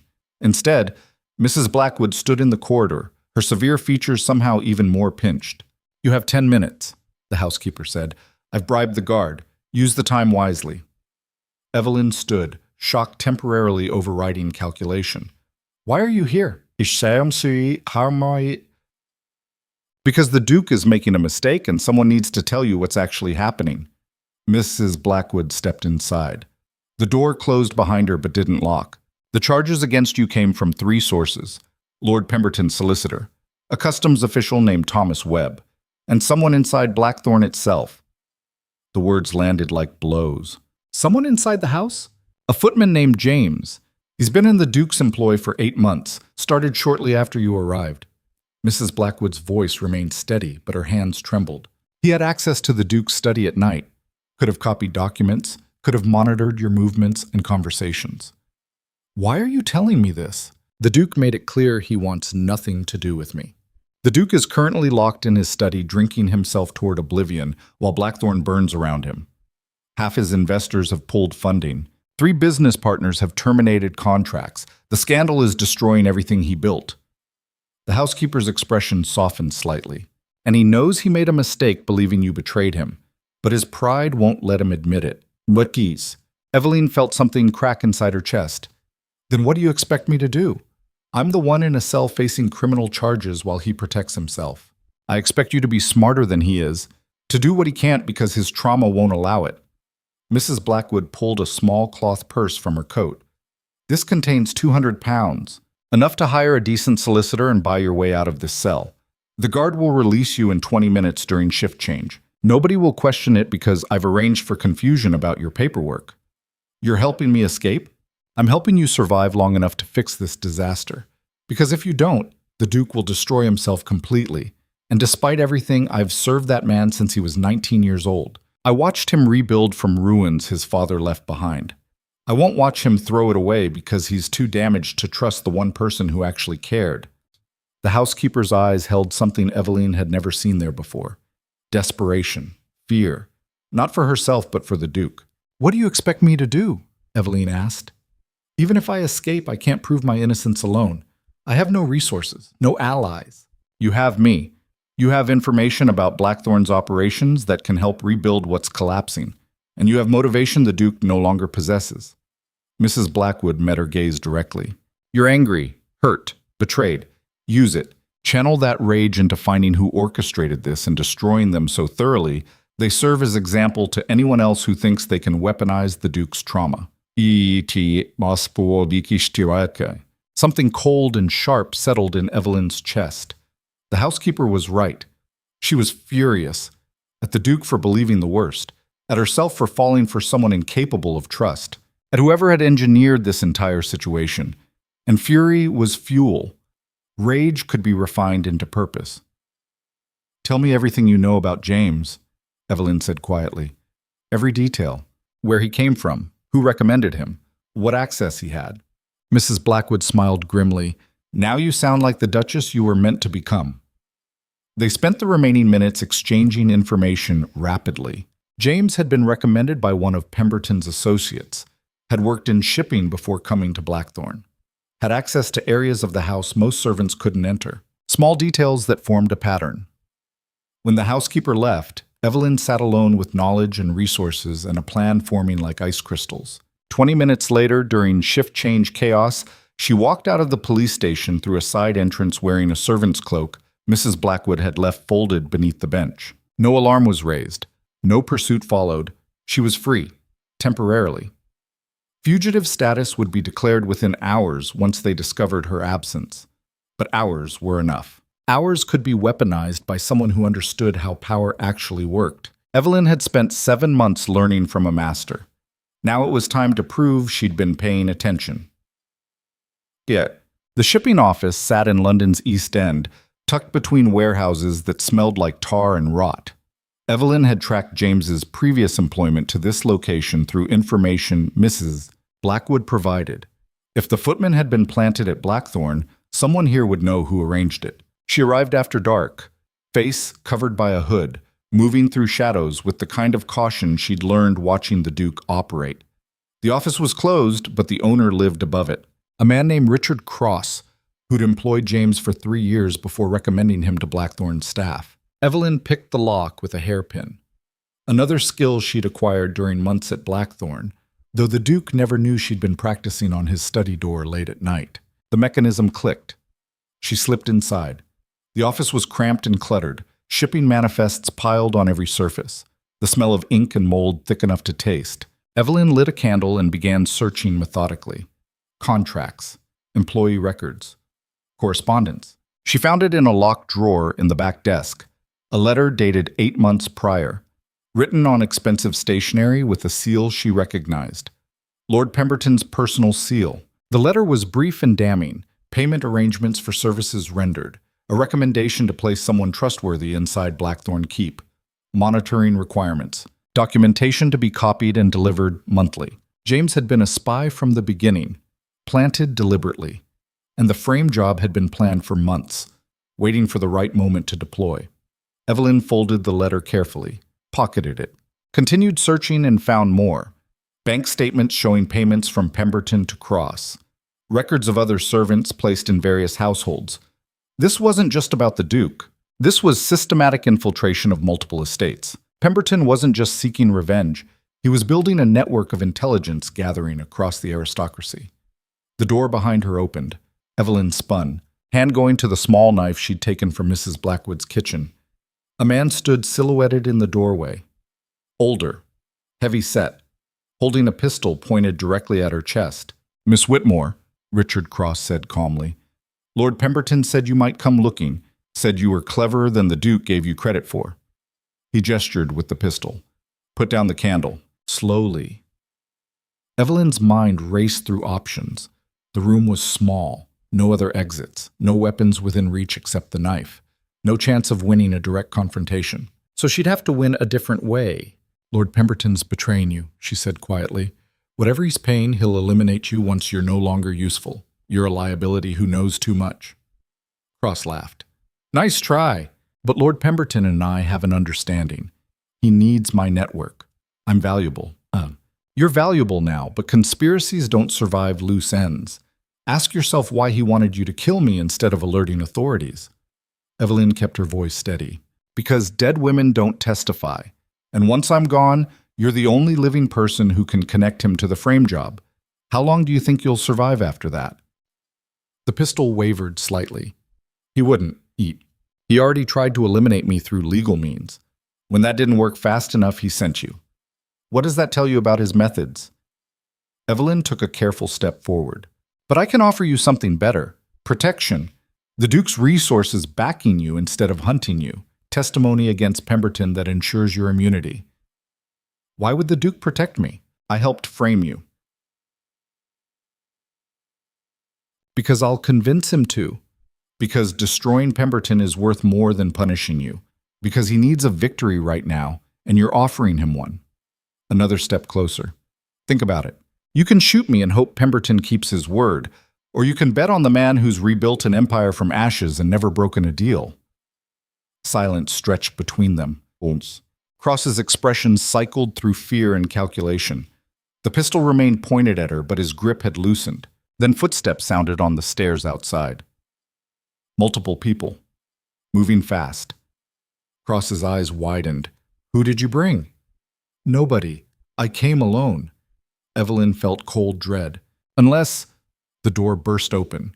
4 men in dark clothing rushed in, moving with professional efficiency. Not police, not the Duke's people. Something else entirely. Cross tried to raise his pistol, but one of the men struck him across the face. He went down hard, blood streaming from his nose. The pistol clattered across floorboards. Eveline grabbed her knife, but hands seized her from behind. Strong grip, military training. She fought, but was overpowered within seconds. The knife wrenched from her grasp, and arms pinned behind her back. A 5th man entered.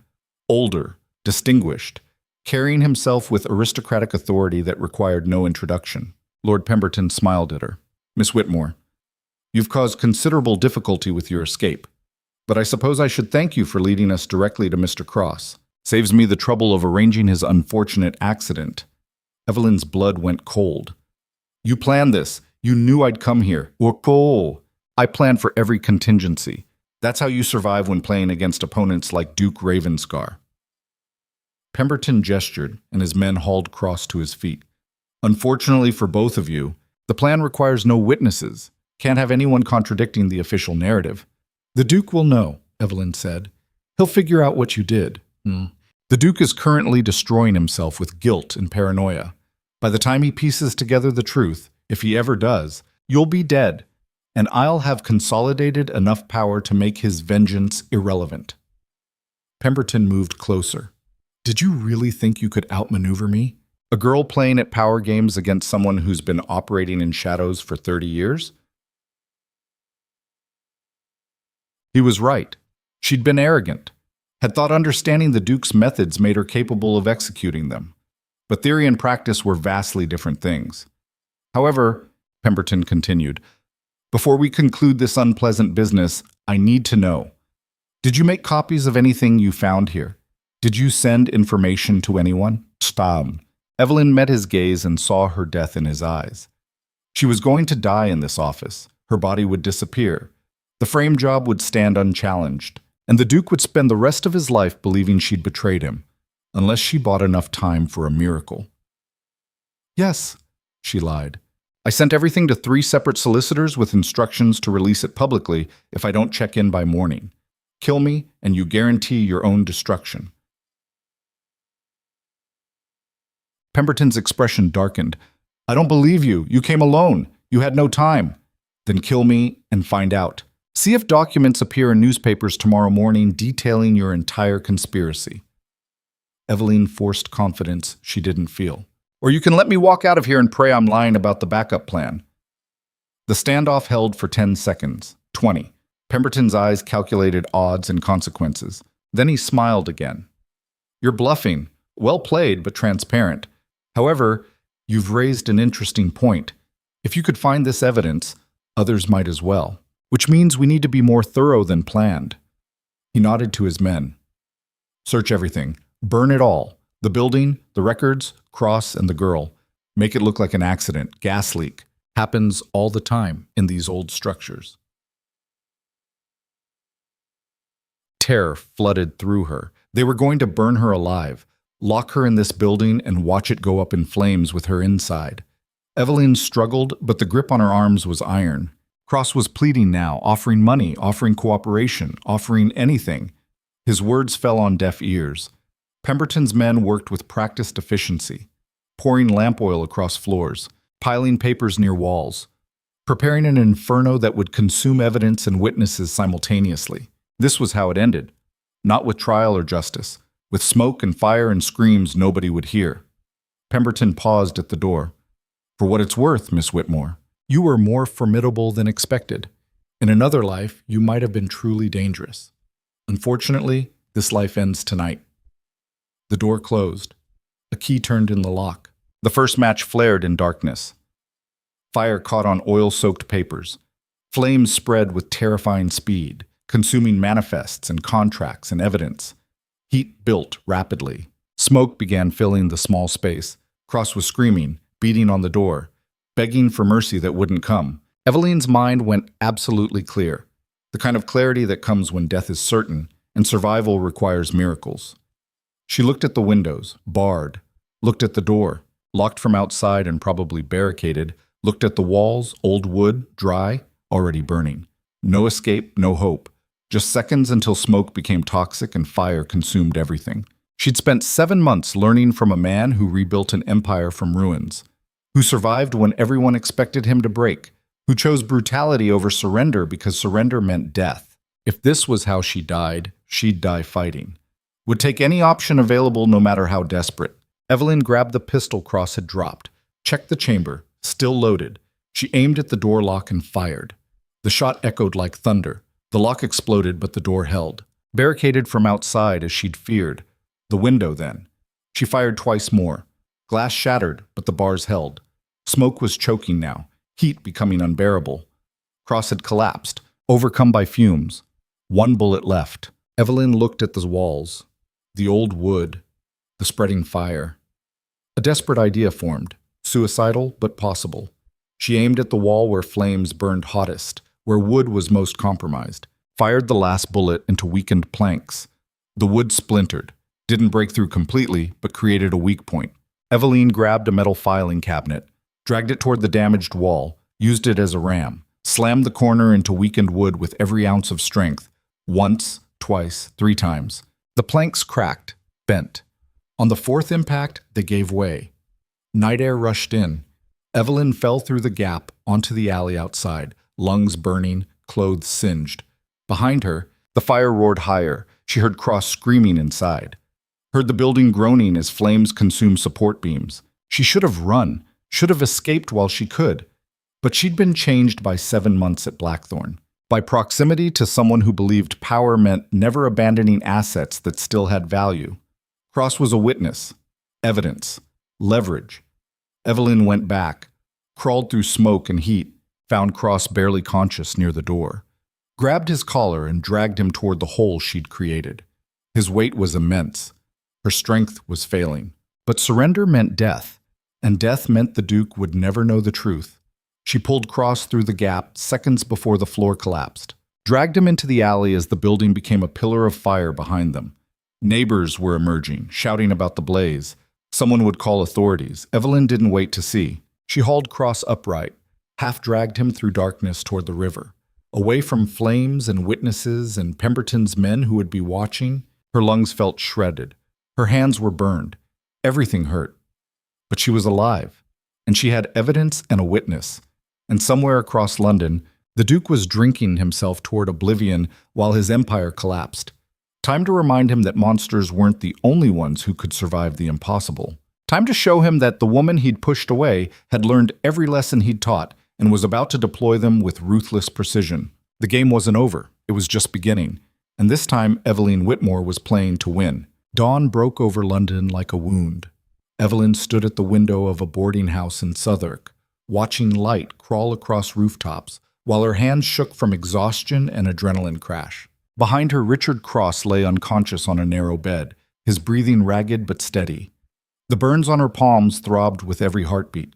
Smoke still clung to her clothes and hair. She'd spent the night extracting everything Cross knew, the full scope of Pemberton's network, names of other servants placed in aristocratic households, documentation of bribes paid, bank accounts used to funnel money. The conspiracy was larger than she'd imagined, reaching into Parliament itself. Pemberton hadn't just been seeking revenge against the Duke. He'd been building an intelligence empire designed to control the entire aristocracy through blackmail and manipulation. And now Eveline held the keys to that empire in her burned hands. The question was what to do with them. She could go to authorities, but half the officials involved were probably compromised by Pemberton's network. She could go to newspapers, but without the Duke's backing, she'd be dismissed as a fugitive spinning desperate lies. She could disappear, take what money Mrs. Blackwood had given her, and vanish into Europe. Or she could do what the Duke would have done before trauma made him choose isolation over trust. She could turn this evidence into a weapon and deploy it with ruthless precision. Eveline looked at her reflection in the dirty window glass. 7 months ago, she'd been a baron's daughter playing at aristocratic theater, performing gentility while understanding nothing of real power. Now she stood here with burns on her hands and murder in her heart, calculating how to destroy a lord without getting killed in the process. The Duke had been right about one thing. She was a predator learning to hunt. The question was whether she'd become the same kind of monster he'd shaped himself into, or something else entirely. Something that understood brutality but chose mercy when possible. That wielded power without letting it devour the parts of herself that still recognized other people as human rather than chess pieces. Her father's voice echoed in memory. Weak men get destroyed. Strong men destroy first. The Duke had lived by that philosophy for a decade and built an empire. But he'd also ended up alone in a study, drinking himself toward oblivion because the only person who'd ever gotten close enough to matter had apparently betrayed him. Strength without connection wasn't strength. It was survival pretending to be victory. And Eveline was tired of pretending. She left Cross sleeping and walked out into London's morning streets.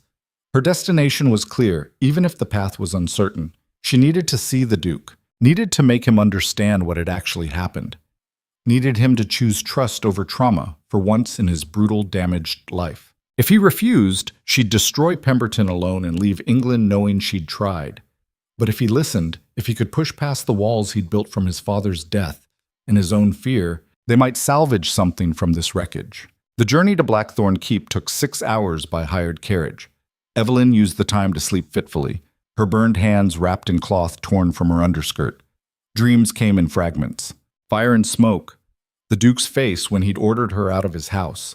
Pemberton's smile as he'd locked her in that building to die. She woke as the carriage turned onto the long drive approaching Blackthorne. The estate looked different in morning light. Less Gothic fortress, more exhausted stronghold. Windows that had burned with light during her residency now stood dark.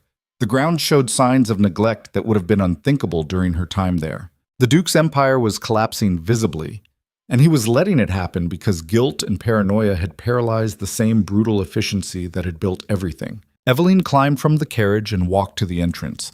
The door opened before she could knock. Mrs. Blackwood stood there, her expression cycling through relief and fear, and something that might have been hope. "Where is he?" Eveline asked quietly. "Study. He hasn't left in 3 days, hasn't eaten, hasn't slept that I can tell." The housekeeper's voice cracked slightly. He's destroying himself, Miss Whitmore, and I don't know how to stop it. Eveline walked past her into the entrance hall. Everything looked the same, but felt different, emptier. As if the life had drained out of Blackthorne along with its master's will to fight. She climbed the stairs to the study, stood outside the door gathering courage. This was the moment. The choice that would determine whether 7 months had meant anything or been just another transaction that ended in ruin. She opened the door without knocking. The study was a disaster. Papers scattered across every surface, empty bottles lined up along the windowsill, the smell of whiskey and unwashed bodies thick enough to choke on. And there, slumped in his chair behind the desk, sat the Duke. He looked like death. 3 days of stubble darkened his jaw. His hair was unkempt, falling across red-rimmed eyes. His clothes were rumpled and stained. The man who'd moved through the world with absolute control now looked like he'd been broken from the inside out. He didn't look up when she entered, just stared at papers in front of him as if they might rearrange themselves into something that made sense. Eveline closed the door behind her. "You look terrible." The Duke's head snapped up. For a moment, genuine shock registered across his features. Then the walls slammed back into place. His expression went cold and empty. "Get out." "No," I said, "get out. You're a fugitive. The police are looking for you. If you're found here, it implicates me further in whatever you've done." His voice sounded hollow, dead, like he was reading lines from a script he didn't believe. Eveline walked closer. "I didn't betray you. The frame job was Pemberton's work. He planted a spy in your household 8 months ago. A footman named James, who copied documents and monitored my movements. The evidence you saw was forged. The testimony was bought. All of it was designed to separate us because Pemberton understood that was the first step to destroying you." The Duke's expression didn't change. "Convenient story. Do you have proof?" She pulled the letter from her coat, the one with Pemberton's seal, dropped it on his desk. "That's correspondence between Pemberton and the man who ran his spy network, detailing the entire operation. I also have a witness. Richard Cross is currently unconscious in a Southwark boarding house. He's willing to testify to everything in exchange for immunity." The Duke picked up the letter. Read it slowly. His hands trembled slightly. When he finished, he set it down with precise care. "This proves Pemberton framed you. It doesn't prove you weren't cooperating with him." The words were daggers.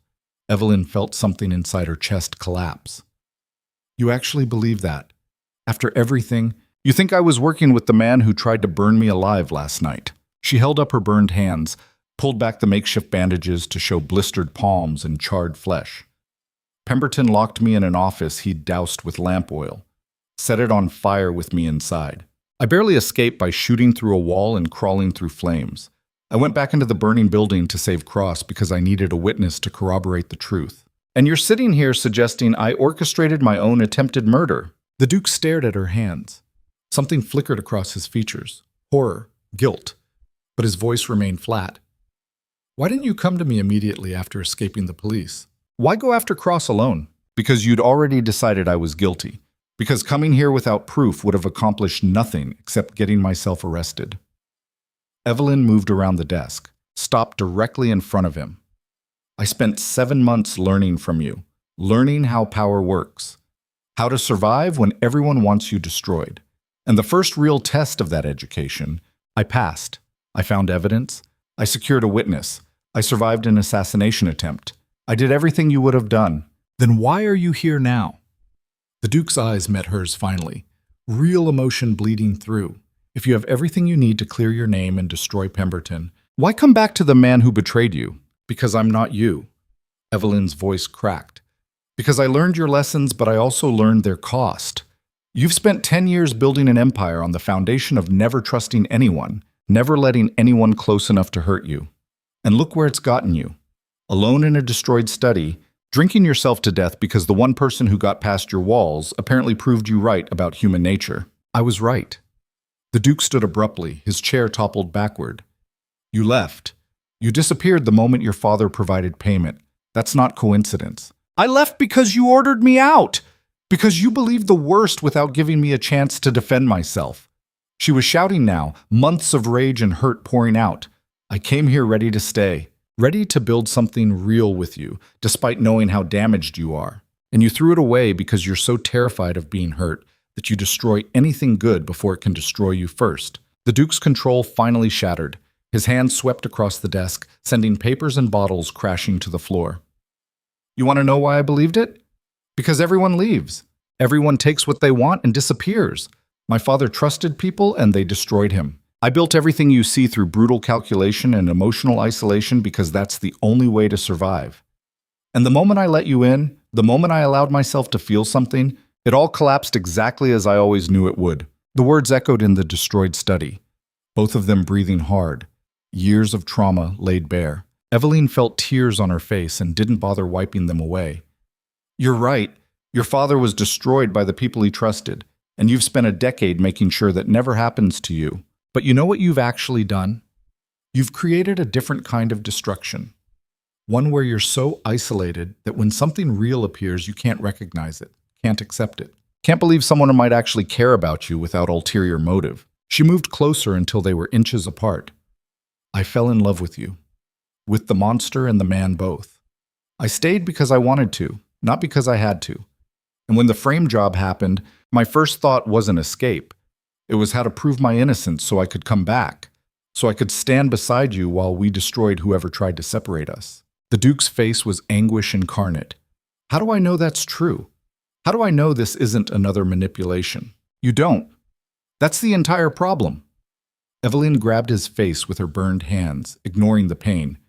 Trust is risk. Love is vulnerability. You can't have real connection without accepting that the person might hurt you. And you're so damaged by what happened to your father that you'd rather die alone than take that risk. Silence stretched between them. The Duke's eyes held hers, searching for lies, for weaknesses, for anything that would justify his walls. Instead, he saw truth, raw and bleeding and terrifying in its simplicity. His hands came up, covered hers gently. I thought I'd lost you. Thought you'd confirmed everything I believed about human nature. And it broke something I didn't know could still break. You did lose me. You pushed me away and believed the worst and let me face arrest alone. Eveline's voice was steady, despite tears.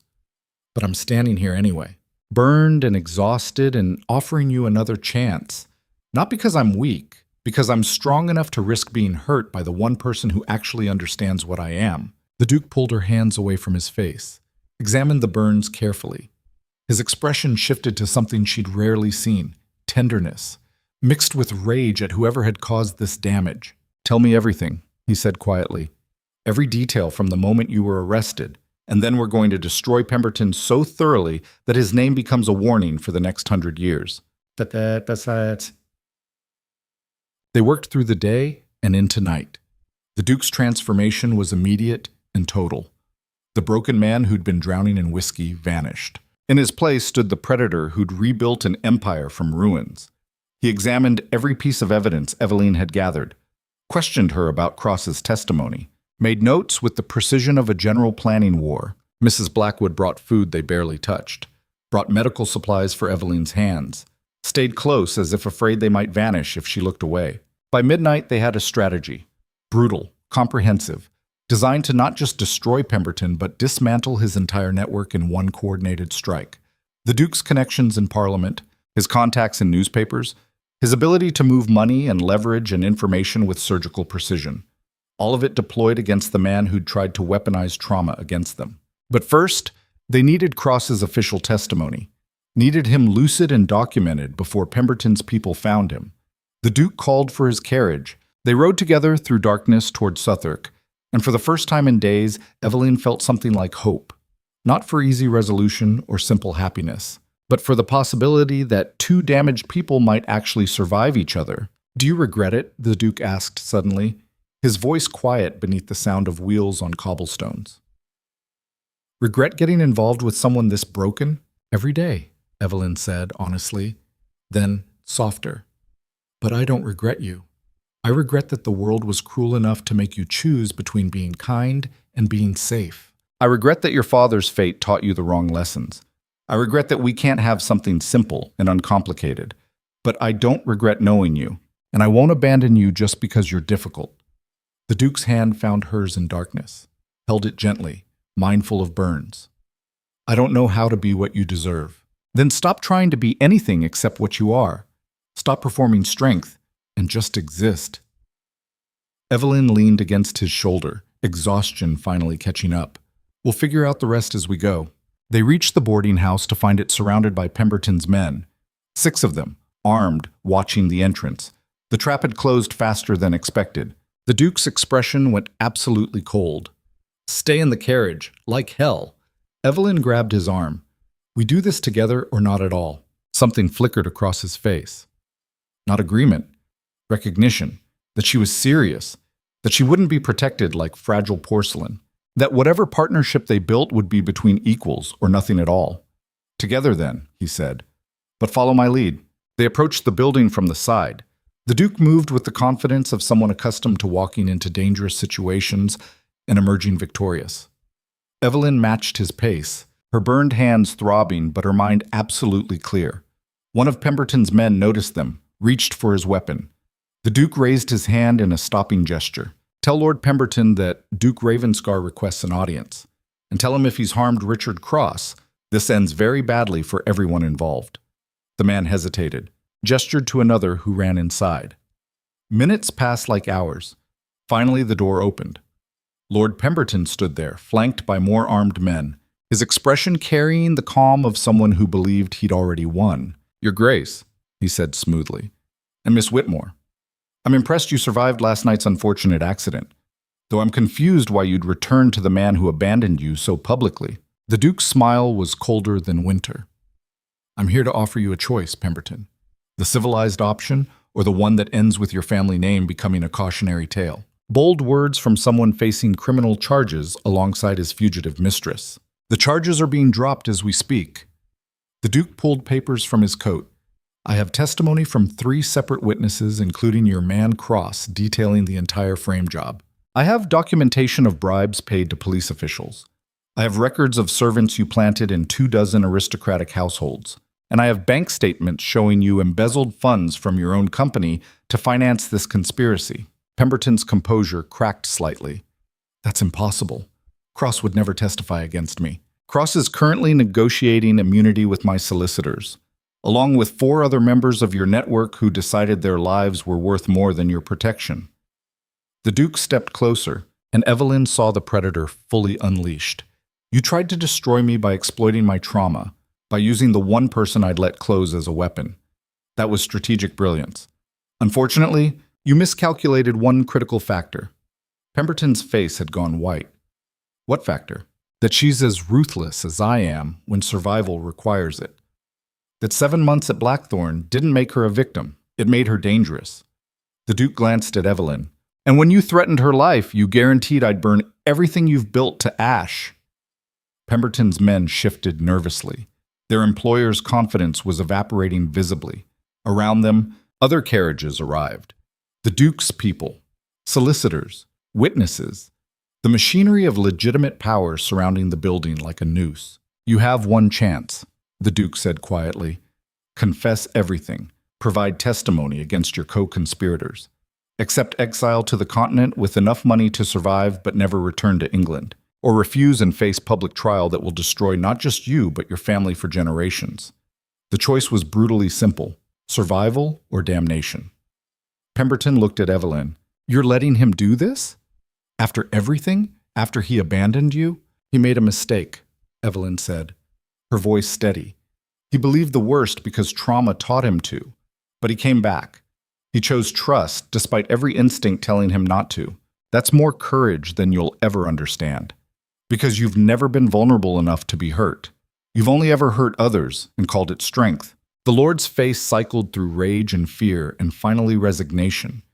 He understood he'd lost, that the empire he'd built in shadows couldn't survive exposure to light, that 2 people he'd underestimated had outmaneuvered him completely.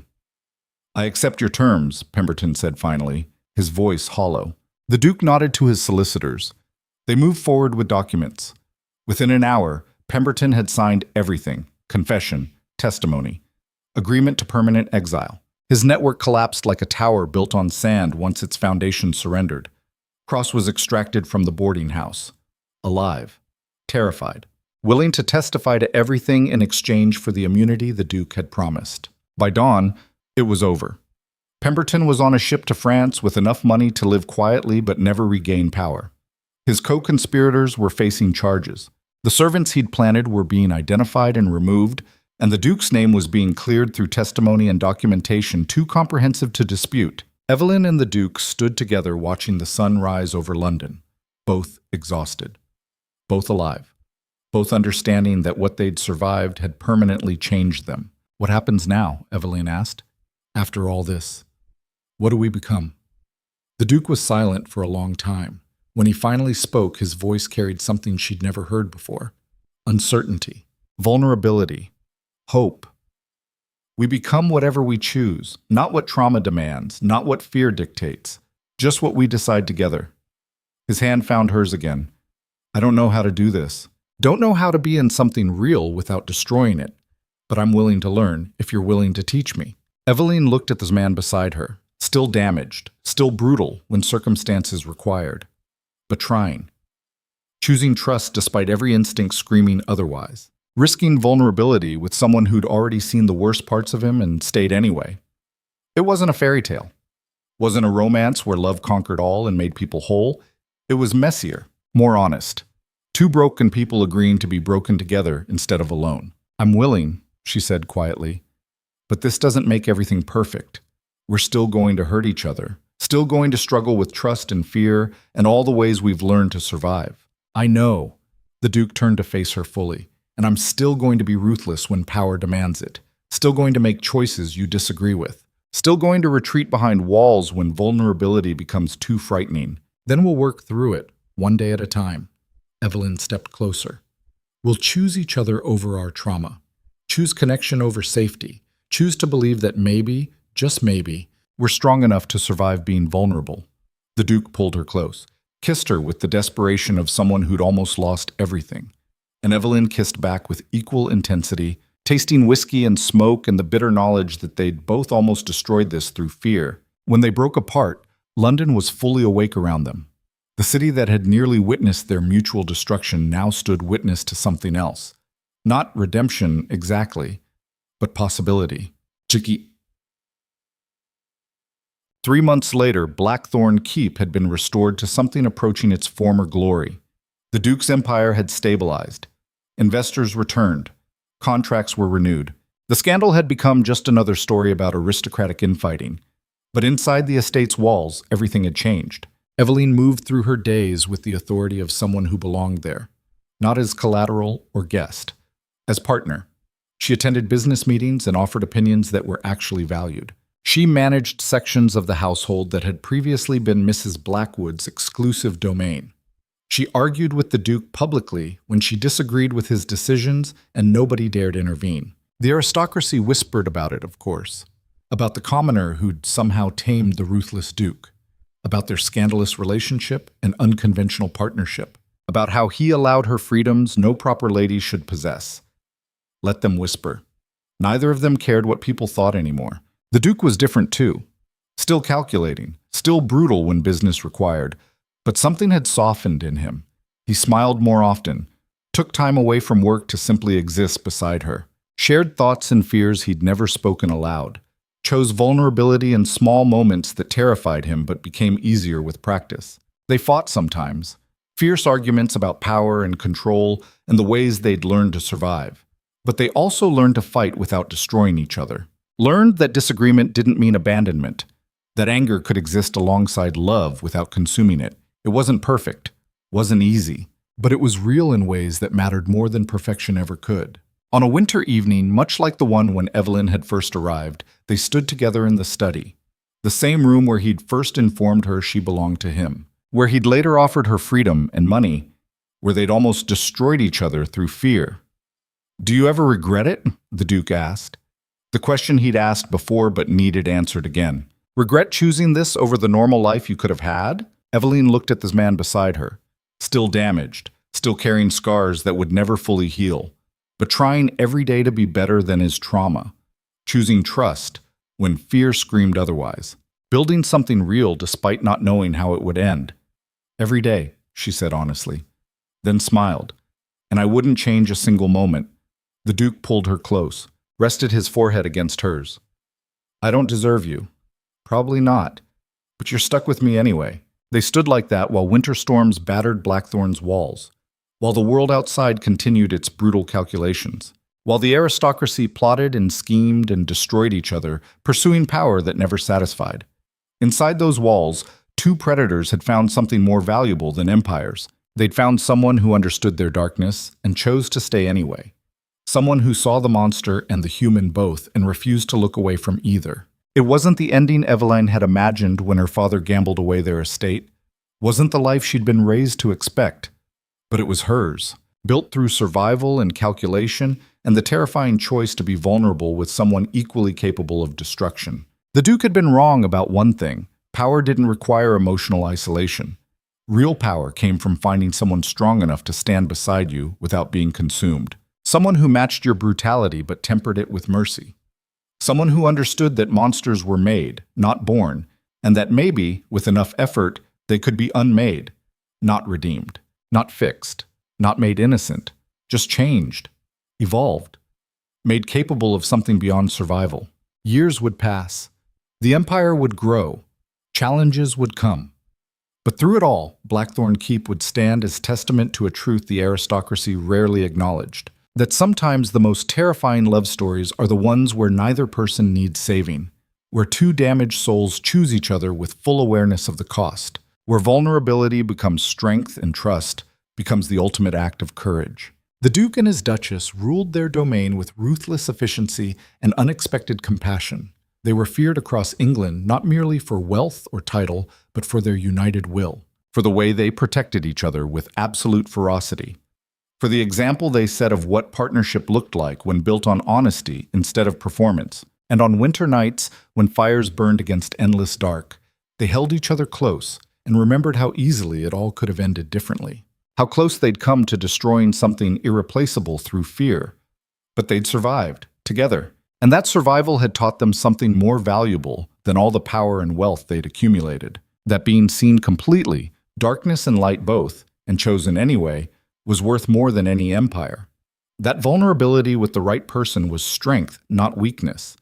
That maybe, just maybe, monsters could learn to be human again if they found someone patient enough to remind them how. The story that began with a debt and a trap had transformed into something else entirely. Not a fairy tale, not a romance novel where love conquered all, but something real, messy, complicated, true. And in a world built on beautiful lies, truth was the most radical thing they could offer. So they offered it to each other every day, through choices big and small, through staying when leaving would be easier, through choosing trust over trauma, through being finally exactly what they were, together. Blackthorne Keep stood against the winter sky, a fortress, a home, a monument to the idea that even the most damaged souls could find their way back from darkness if someone held a light steady enough. The Duke and Duchess of Ravenscar had built something that would outlast them. Not just wealth or power, but a legacy of what happened when two people refused to let fear win, when they chose love despite not knowing if it would destroy them. It was enough. More than enough. Everything. And as snow began to fall across the moorlands, as fires burned bright in every window, as servants moved through halls with purpose instead of fear, Blackthorne Keep settled more deeply into earth, permanent, immovable, real, a place where monsters had learned to be human, where trauma had been acknowledged but not allowed to rule, where two predators had found each other and decided that maybe, just maybe, they were worth saving after all, not despite their darkness, because of it, and what they'd built from it, together.